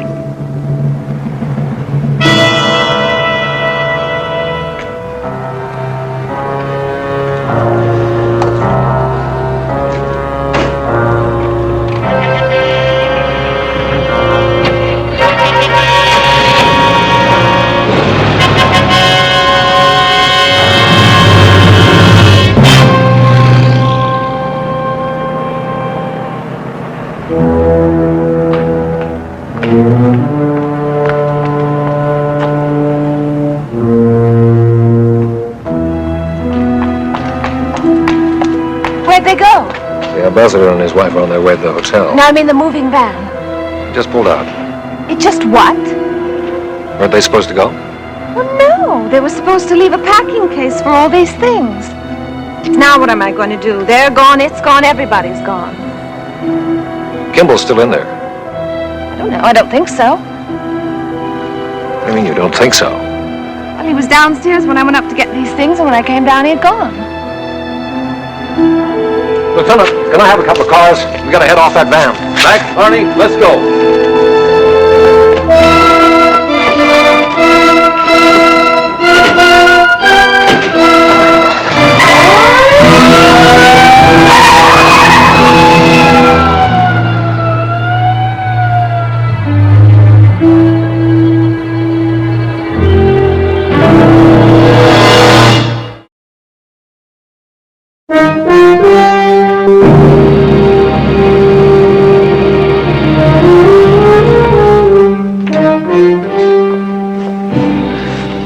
They pulled a man off the rear exit to cover the front. And it worked. My plans always work. Almost always. Gerard will be back in a minute. You know, I was going to make you a lunch, but we ran out of tapioca. That's all right. I hate that. Me too. You better be going.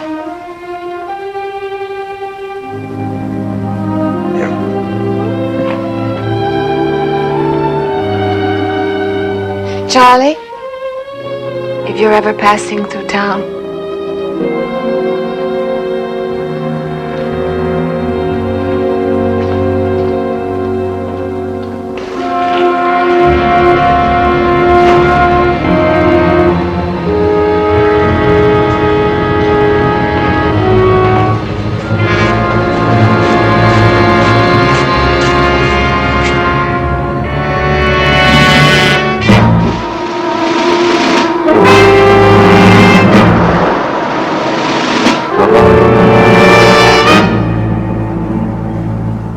Richard Kimball, a moment of safety ends, and the long search must continue.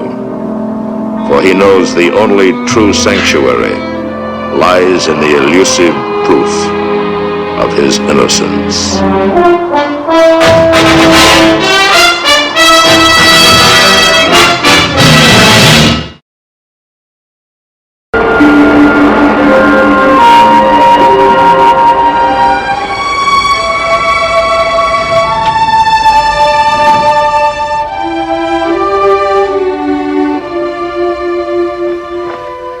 We'll need some food. We can stall them for a while, but it won't take long before they realize I'm not taking you in. We get off the highway, use the back roads. I won't be long.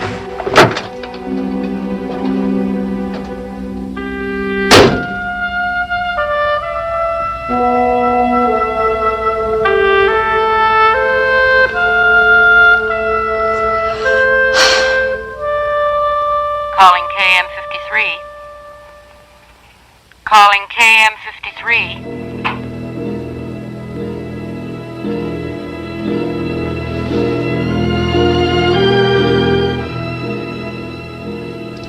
KM53, go ahead. One moment, KM53, I will relay. Barbara, where's Dyson? He'll be right back. She's alone. Buck, let me have it. Listen, you crazy little fool. That guy you're with, Stan Dyson, he's an escaped killer.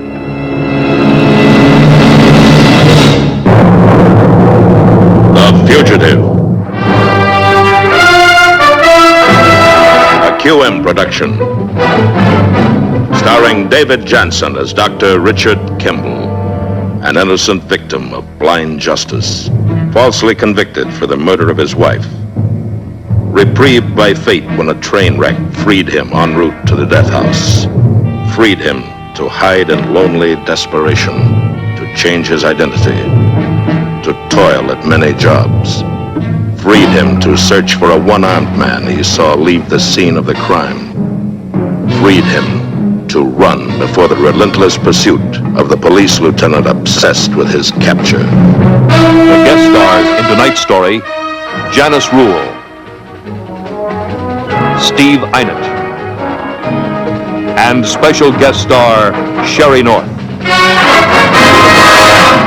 Tonight's episode, The Walls of Night.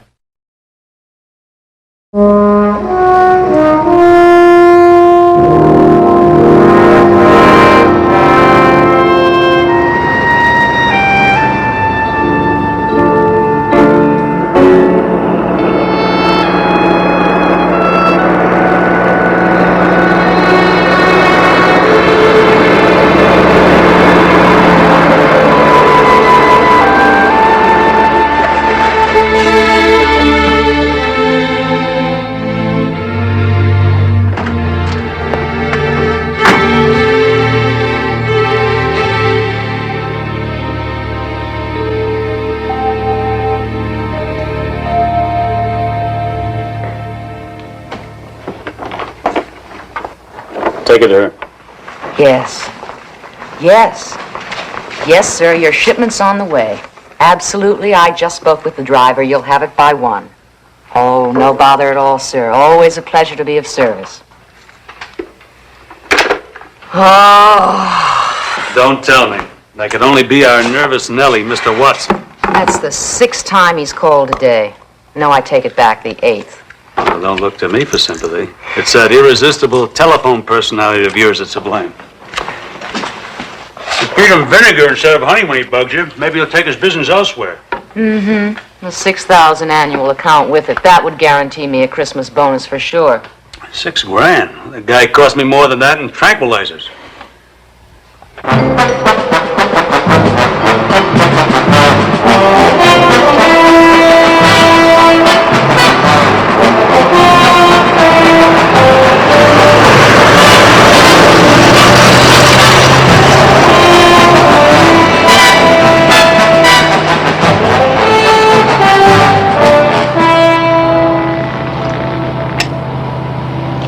Be on 228, be on 228. Stan, where are you? I just passed Springfield, heading for home. Just past Springfield, heading for home. That's 105 miles at 50 miles an hour. Make it 60. That will bring you in at approximately lunchtime. Am I correct, sir? Over. No, I'm afraid not. There's some construction up ahead. It held me up for almost an hour yesterday. Oh. Hold on, Buck. Okay, so you take your lunch an hour later. I'll mind the store. Stan, we're working for a boss with a heart of gold. And don't get any tickets on the way in for slow driving.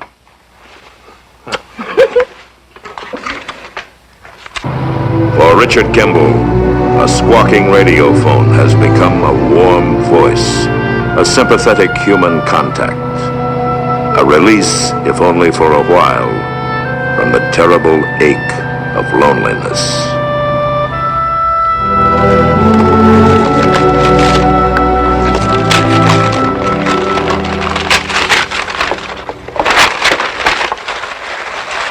He sort of reminded me of you. Reminds you of me? Well, he is a little big. You're rotten clear through. I know that. So you get a kiss. Actually, it looks like Nervous Nellie. Who's that? You mean to tell me you've never heard of Mr. Watson? Uh-uh. What are these? The game starts at 8. I thought we could have dinner first.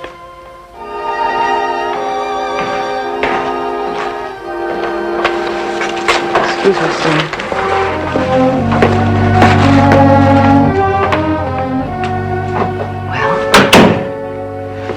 What's the news?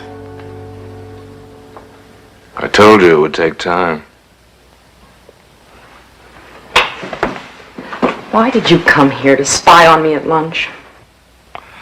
No, because it's Friday, Barbara. I come every Friday. I'm just doing my job is all. He's new here, isn't he? What's his name? I asked you a question. Who is he? His name is Stan Dyson. What do you know about him? Come on, Barbara. Anybody you associate with, I want a complete rundown. Well, I don't know anything about him, really.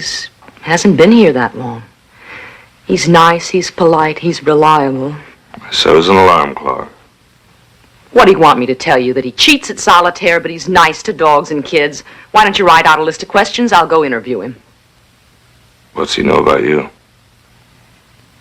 Did you tell him? Little advice, Barbara. Advice? Okay, call it whatever you like. You've got to watch yourself. You seem to be doing well enough for both of us. Art. He asked me out tonight to dinner and to the game. Tell him to settle for lunch.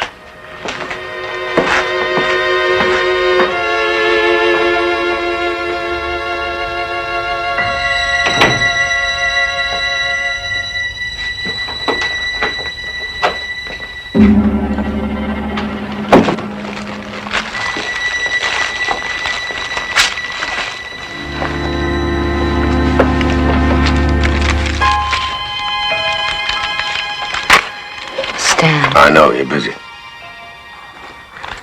It's not that. And it has nothing to do with him. You don't have to explain. So forgive me, I'll see you later. Thank you. Hurry, make the pickup and get right on in, huh? Bye, Buck. So long, Art. See you next Friday.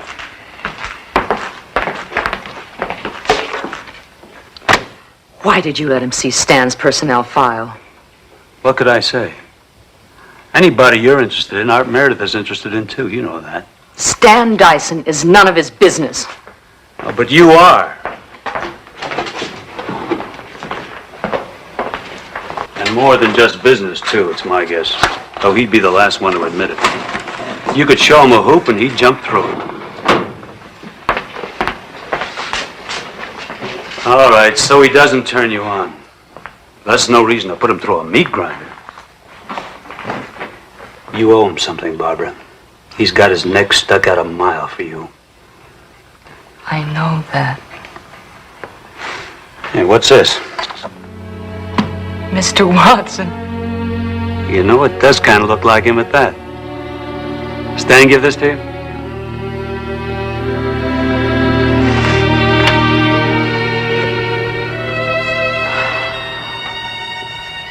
I am not crying. But in case you get around to it. Mind if I give you a bit of advice, Barbara? Why not? Everybody else has today. Why don't you have a little talk with Mr. Stan Dyson? And tell him all about yourself. I can't do that. You're gonna have to, baby. You can't keep stalling him forever. Not if you like him that much. Sooner or later, he's gonna find out about you anyway. Now, isn't it better if he hears it from you? You you think? I mean, if you were Stan and... If I were Stan, honey. If I didn't have a wife and 3 kids, and if it weren't for the fact that I'm the best-looking man in the Pacific Northwest, I might just give you a chance at me. I wouldn't make a major project out of those repairs if I were you. If you're going to talk to Mr. Dyson, you better get right on it. He's going out on 53. Tonight? Does he know that? He will when you give him this.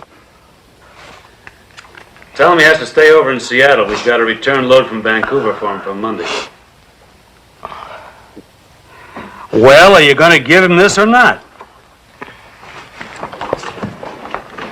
How's my nose? I've seen better. And don't make it all day. I got better things to do than babysit that squawk box for you.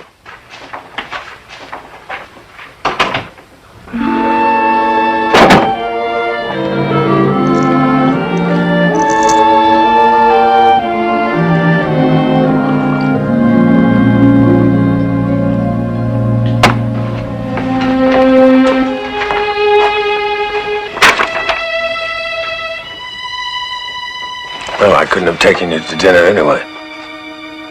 Ever been to Seattle? Big city, lots of action. Oh, we're looking for action. Barbara. There's a place. They call it Lake Shohalis.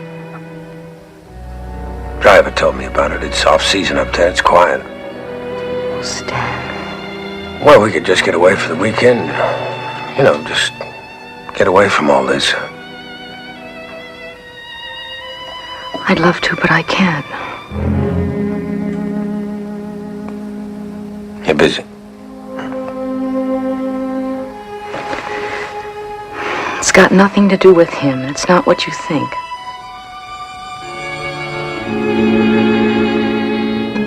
If you knew, you'd understand. But I don't do it.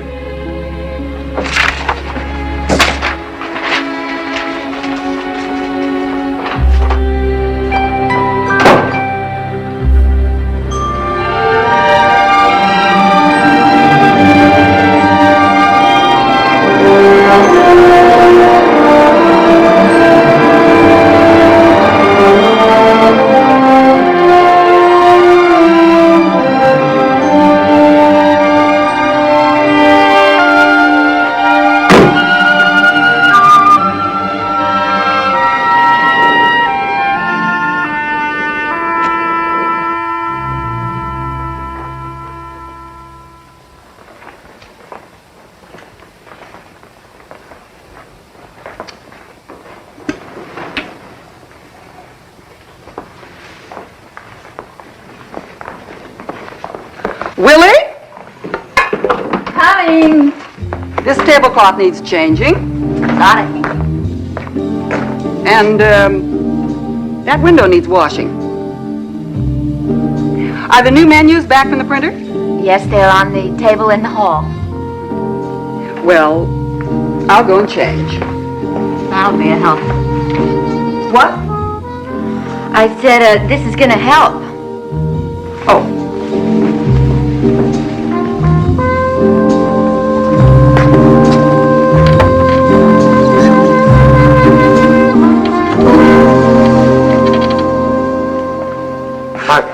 Hi. Anybody around? Yeah, me. For whatever that's worth. Can I get a room? Oh, yeah, the manager will be right down.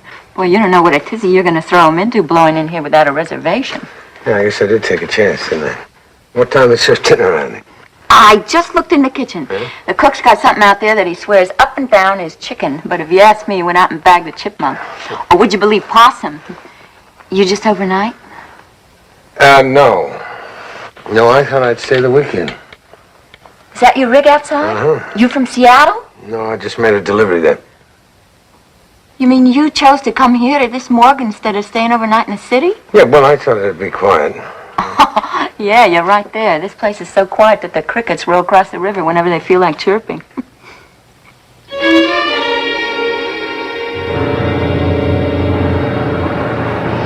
You You said you had the board in your hip pocket. I never said that. Never really know. Anyway, it's not like being turned down. It's just they didn't review your case. We aren't going to stop fighting them, Barbara. We're going to keep after them. The board meets again in 6 months. 6 months! I know it seems like forever. But you've at least got your work release privilege. That's something. Oh, yes, that's something. They let me out on a string in the daytime and pull me back at night. Now, don't talk that way.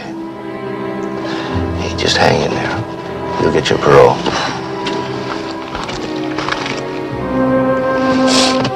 Don't bother, I'll manage.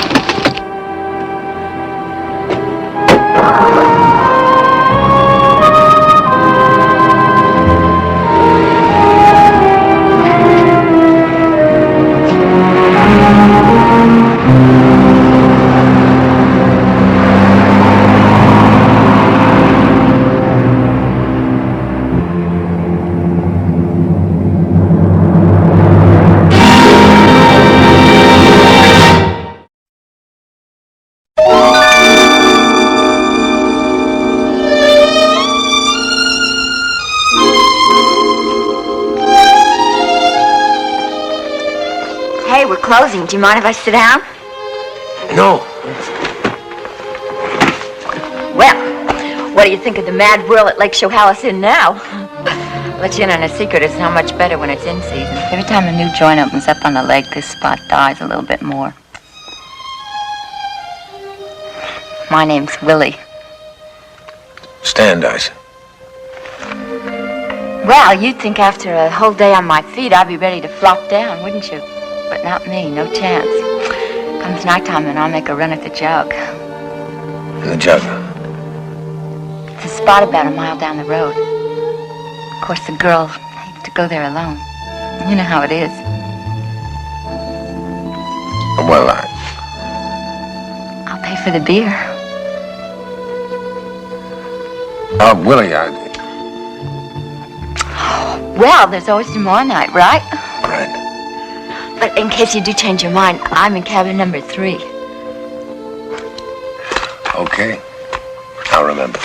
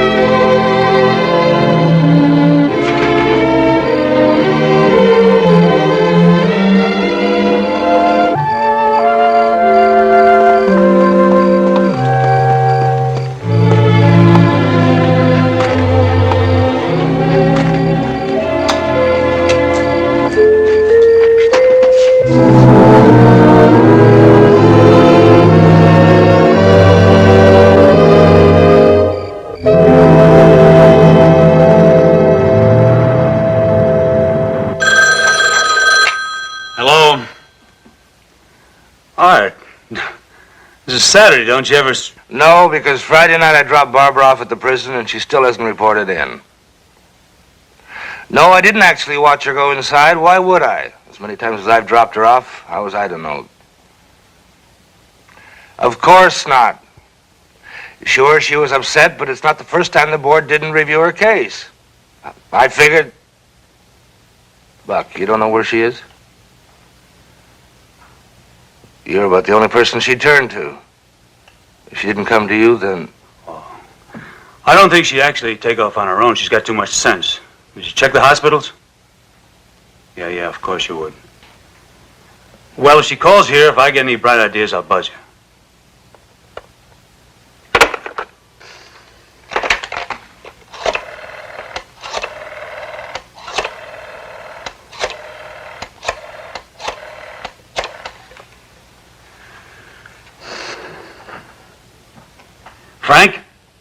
sorry to bother you at home, but I've got to get in touch with Dyson right away. He mentioned something about laying over at some lake resort. I forget the name. I figured maybe he might have mentioned something about it to you. Yeah. What was that name again?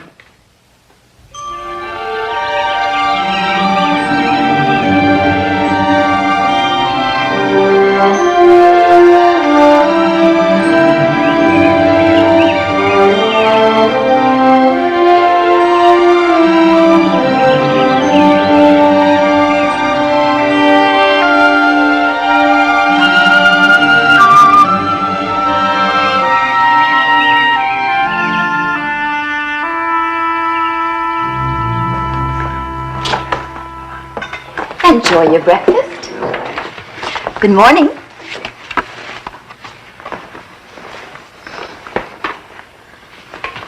Good morning, folks. Good morning. Oh, Willie, this is Barbara. Barbara, Willie. Hello, Willie. I can recommend the chipmunk. For breakfast? Well, maybe not for breakfast, but the chip beef is moving real big, and I can vouch for its pedigree. You sure got good taste. I can see why you passed up the jug. The jug? Yes, that's, place. It's a beer joint down the road there. Oh, she wanted you to take her there. Yes, Why didn't you? Well, I've been asking myself that same question. Oh.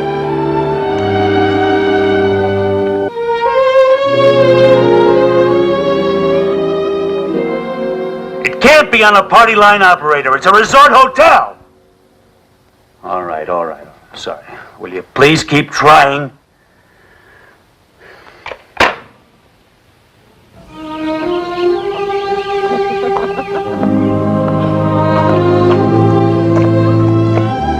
I always thought you were sort of a Cinderella type. You turned into a pumpkin at 12 o'clock midnight. In the first place, it was the coach that turned into a pumpkin. In the second place, can you imagine these clodhoppers fitting into a pair of glass slippers? You going to Vancouver on this trip? Uh-huh. Take me along. Be all right. I've got Monday off. Well, sure. Why didn't you tell me? Because we had so many things to discuss. Such as, and especially. I like that especially. Darling, let's go tomorrow. Tomorrow? Well, you could get up bright and early and we could go to Victoria and see the sights, please. Okay, I'll call them. No, Why not? because you're busy.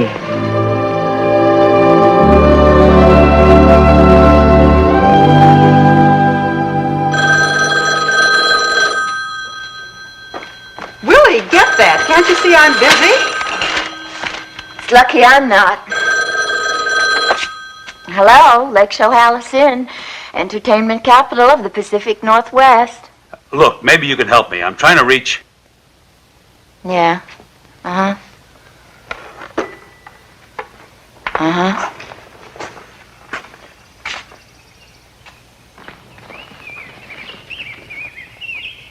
Oh. Well, gee, I'm sorry, mister, but there's nobody here that fits that description. Am I positive? Mister, I've never been more positive of anything in my life.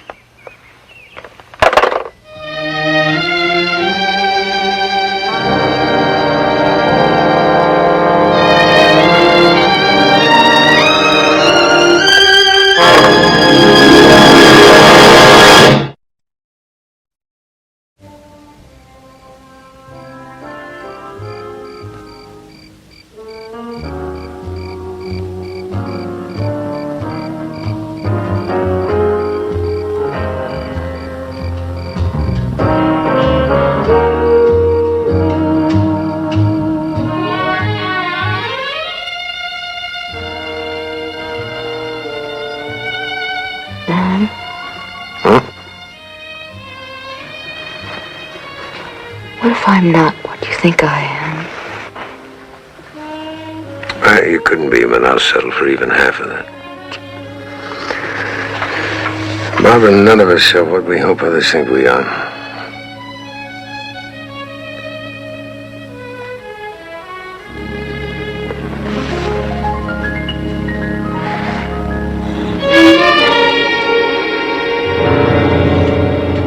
Give me a little more time, Superintendent. I'm confident she didn't skip on her own. How do you get that? I know I brought her back at 3, but she wasn't AWOL until 6. She could be kidnapped, amnesiac, anything. We're not talking about a dangerous criminal. Okay, Superintendent. Thank you. Sure thing. I'll keep in touch.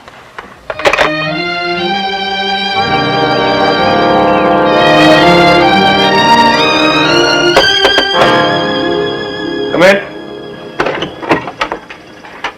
Oh, you checking out? Yeah. Thanks, Willie. Listen, I hope I didn't do something wrong. I mean, I know it's none of my business, but, well, you two were having such a good time, and it is the weekend, and when this guy phones asking me if you're here yesterday, well, I figure from the tone of his voice, it's either your boss or her daddy or a jealous ex-boyfriend, so I said you weren't here. What's his name, Leonard? I didn't ask. Did I do the wrong thing?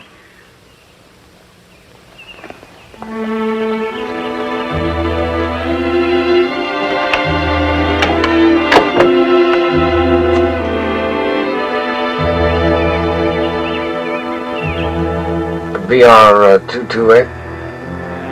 VR 228. This is KM53.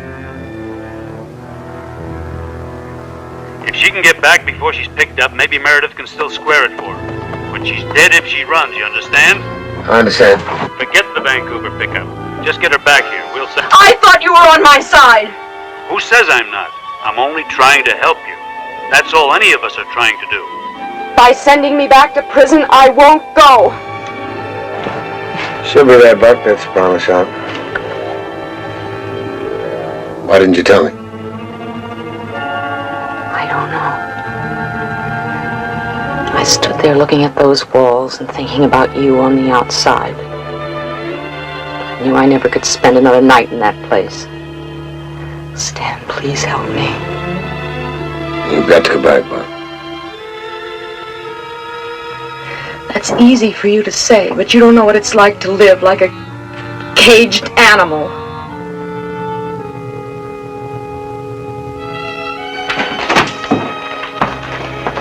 Nothing to worry about, isn't that what you said, Buck?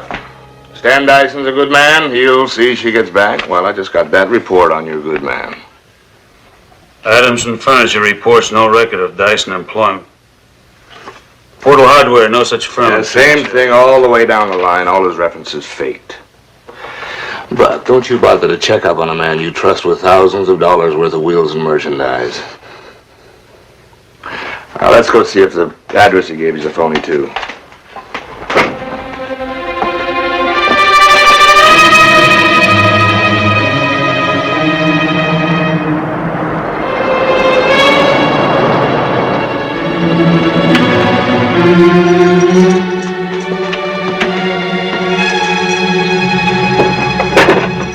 You can see his clothes are all here. I told you. Travels light, doesn't he?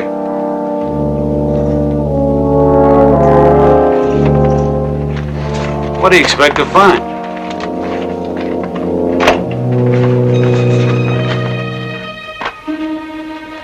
I'm telling you, Art, you're barking up the wrong tree.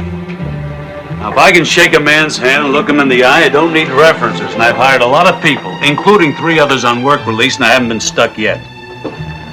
Now, if Dyson wanted to, he's had plenty of chances to make off with a truckload before this.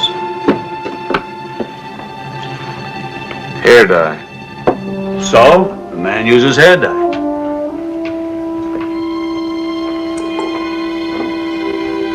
Hey, look here, mister. That's not yours. That's Mr. Dyson's. Don't worry, Mr. Dyson will get it back when the police are through with it.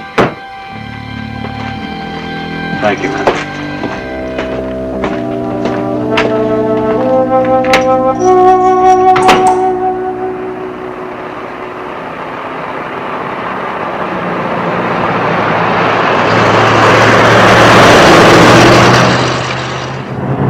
drive you to the bus station.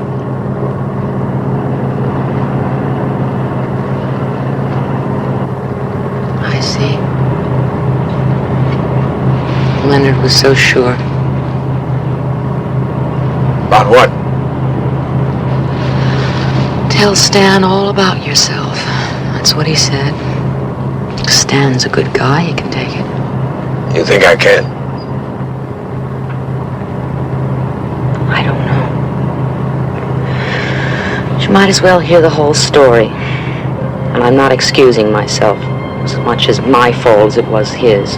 His name was Larry, and we worked in the same office. He said he loved me, but we didn't have enough money to get married. I was taking money to the bank every day, lots of it, for a boss who didn't care how he made it. At the time, it seemed like poetic justice. Larry said it would be easy. It was. Only after he got the money, he disappeared. A guy at lunch the other day. Is that Larry? No, I've never heard from him since. That guy was from the prison work release program.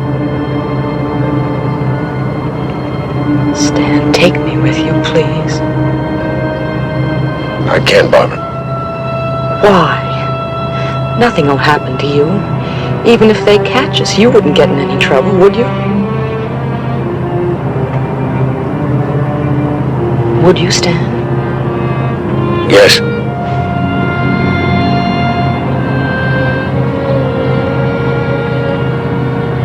It's all right for you to run, but not for me. We're running for different reasons. My only hope is to keep running. Your hope is to stop. My hope is with you. I could go back if I knew I was going to see you. I could pace the weeks together and hang on somehow. Just tell me you'll be there and I'll go back. I can. Then take me to Canada. I can't do that either. If you leave me, I'm not going back anyway. I'm heading north, with or without you. I don't suppose I have to tell you which way I'd prefer it.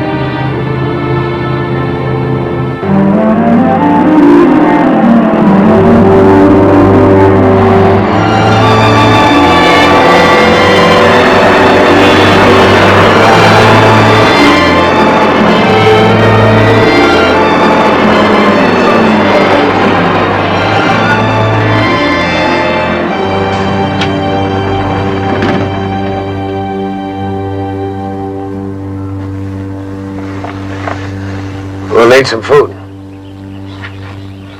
We can stall them for a while, but it won't take long before they realize I'm not taking you in. We'll get off the highway, use the back roads. I won't be long.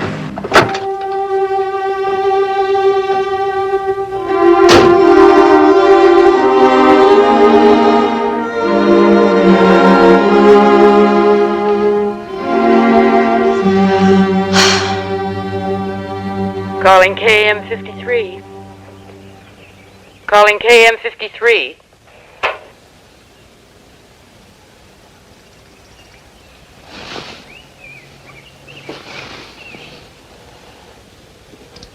KM53, go ahead. One moment, KM53. I will relay. Barbara, where's Dyson? He'll be right back. She's alone. Buck, let me have it. Listen, you crazy little fool. That guy you're with, Stan Dyson, he's an escaped killer. Barbara, I'm not trying to trick you. I've got Lieutenant Gould here. I'm going to put him on, and I want you to listen to him. His name's Richard Kimball. Watch your step. He killed one woman, he wouldn't hesitate to kill another. Now, can you make a break for it? And I mean with a reasonable chance of succeeding. Over. I'm not sure. If you're not sure, don't try it. Whatever you do, don't panic. And above all else, don't let on to him that you know who he is. If you get a chance, if you can dream up some legitimate excuse, take off like a scared rabbit. Otherwise, just hang tight, leave it to the professionals. Is that clear? Over. Yes. All right, take this down. Now, give us your present location. Over.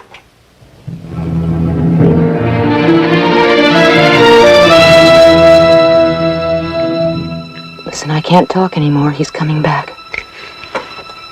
No, hold it, hold it.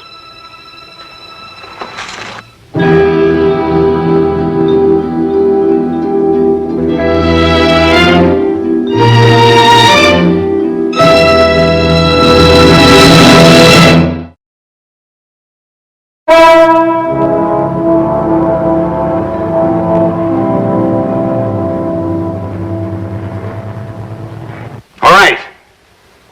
We know he's in this area. Probably within 50 miles of Seattle.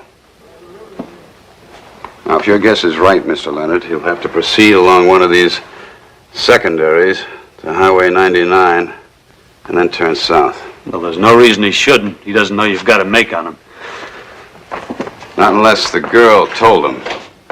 Ez, why should she? She broke jail to go to him, didn't she? She's also bright enough to realize that if she cooperates, it could help her with the parole board. Might even get her sentence commuted altogether. I hope you're right. In the meantime, we're just dragging our feet here. I could have had that truck bagged and surrounded 10 minutes flat. Sure, and maybe got her killed. Do you know for certain she's still in that truck? Yes, because if she'd have gotten away, she would have phoned us. If she's still alive. See if Seattle knows anything. Maybe they got a fix on them. They can't get a fix on that truck if they can't get a signal, and they can't get a signal as long as Kimball's radio switch is on receive. You want me to raise him again?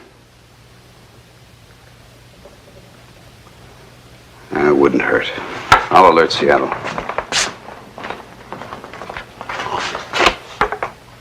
Operator, get me KM53 on Seattle relay. We're opening that Zone line 6, again. please. Now keep on your toes. I don't know how long our man can keep Kimball talking without making him suspicious.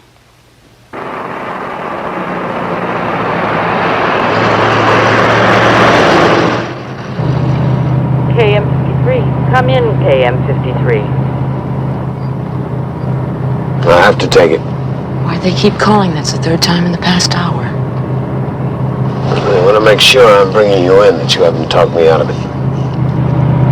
This is KM53. Stan, Buck here. How you doing? Doing fine. No traffic hang-up? Buck, stop it. I'm coming in. If it's not fast enough for you, send me an airline ticket. She's coming apart at the seams. What do you expect? You told her she's with a killer. At least we know she's alive. Well, she better get a grip on herself. She won't be long. Kimball's no fool. Seattle? Gould here. Did you get your fix? Good. 10 miles east of 99. Yeah, that's what I figured. All right. You deploy along the highway in force. You're tailing with unmarked cars. Ez? Hold it. Small conference. Look, as far as I'm concerned, that girl's safety comes first. Don't you think I know that? You just said Kimball's no fool, and he's dangerous. If he even suspects that she's tricked him, would you care to finish that sentence?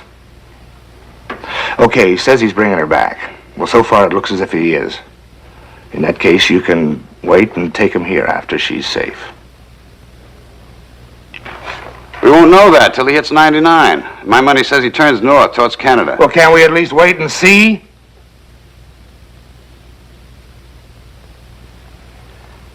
Carter, deploy north of the main junction only.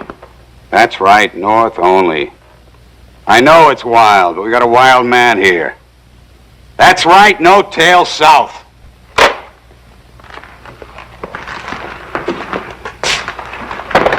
What do we do now?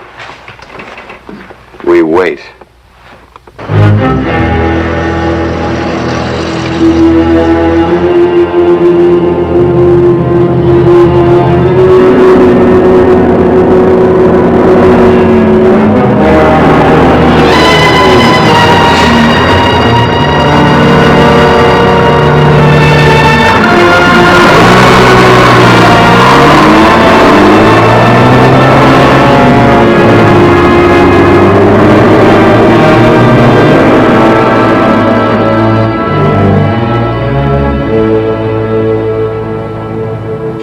Still nothing at KM53? Okay, thanks. Well, Ez, if If he were headed for Canada, why haven't one of your roadblocks got him? Okay, so he's heading south. That doesn't prove anything yet. Buck, want to try again? Aren't we overdoing it? Chance we have to take. Have to make him send occasionally so the technical boys can maintain their fix.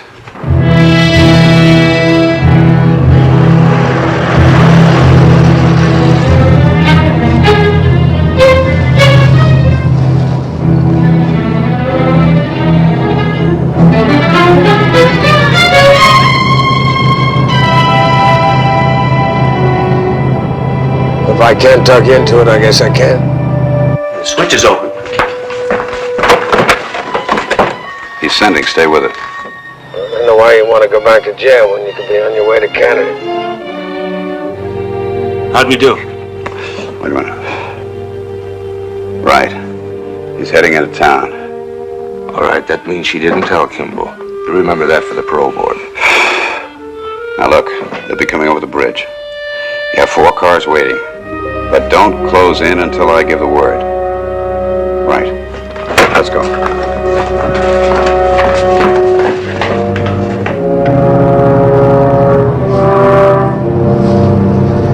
Morning.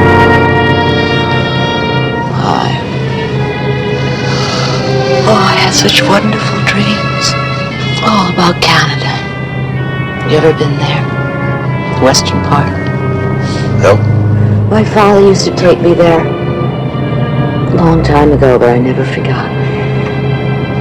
You're hungry? There's a sandwich left. These sandwiches now, but when we get to Vancouver, the dinner I'm gonna fix you.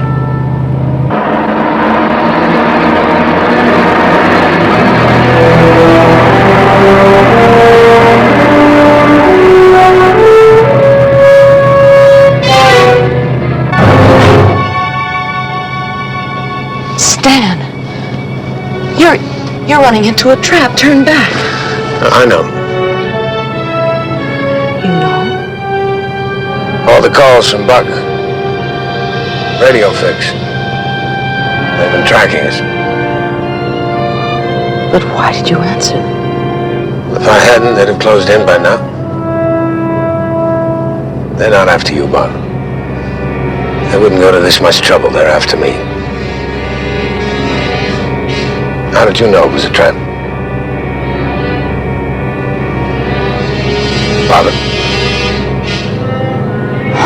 Contacted me while you were in the store. What did they tell you? That you killed a woman. You're not afraid?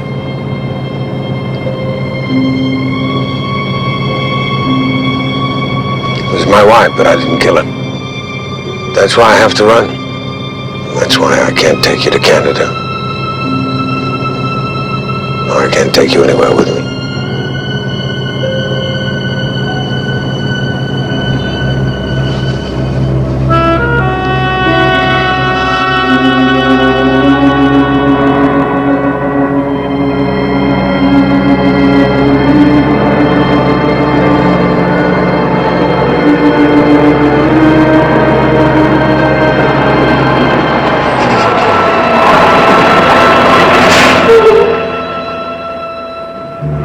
Take it from here.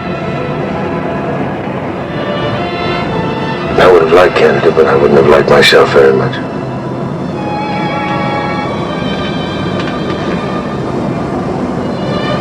I want you to take credit for turning me in.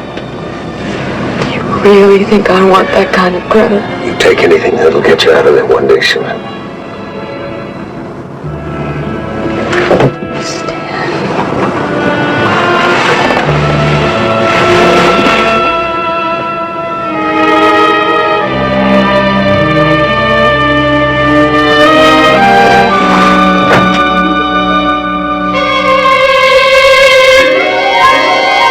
Get out of here.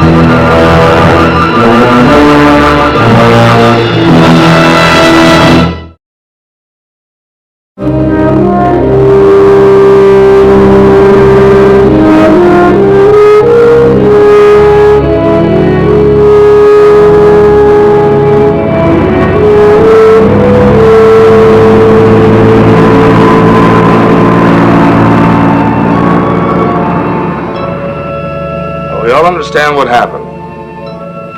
When Kimball left you with the truck, you were panic-stricken, fleeing from a terrifying nightmare. You certainly didn't mean to obstruct us, and it's not your fault that Kimball got away. Are you asking me, Art, or are you telling me?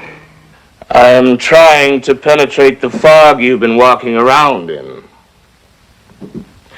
Barbara, you're going before Judge Foster. What you say and how you say it could spell the difference between commutation and another year tacked onto your sentence. Do you understand that? A lot of people have gone to bat for you. Some of them not too happy about it. You can't blame Lieutenant Gould for not turning cartwheels. He may not be the best friend I've got, but he pledged his word to me, and he'll be there. All right, I'll say whatever you want me to say. You're not doing me any favors, Barbara.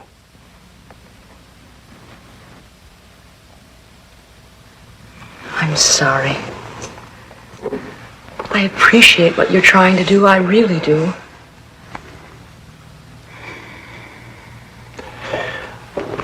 We better go.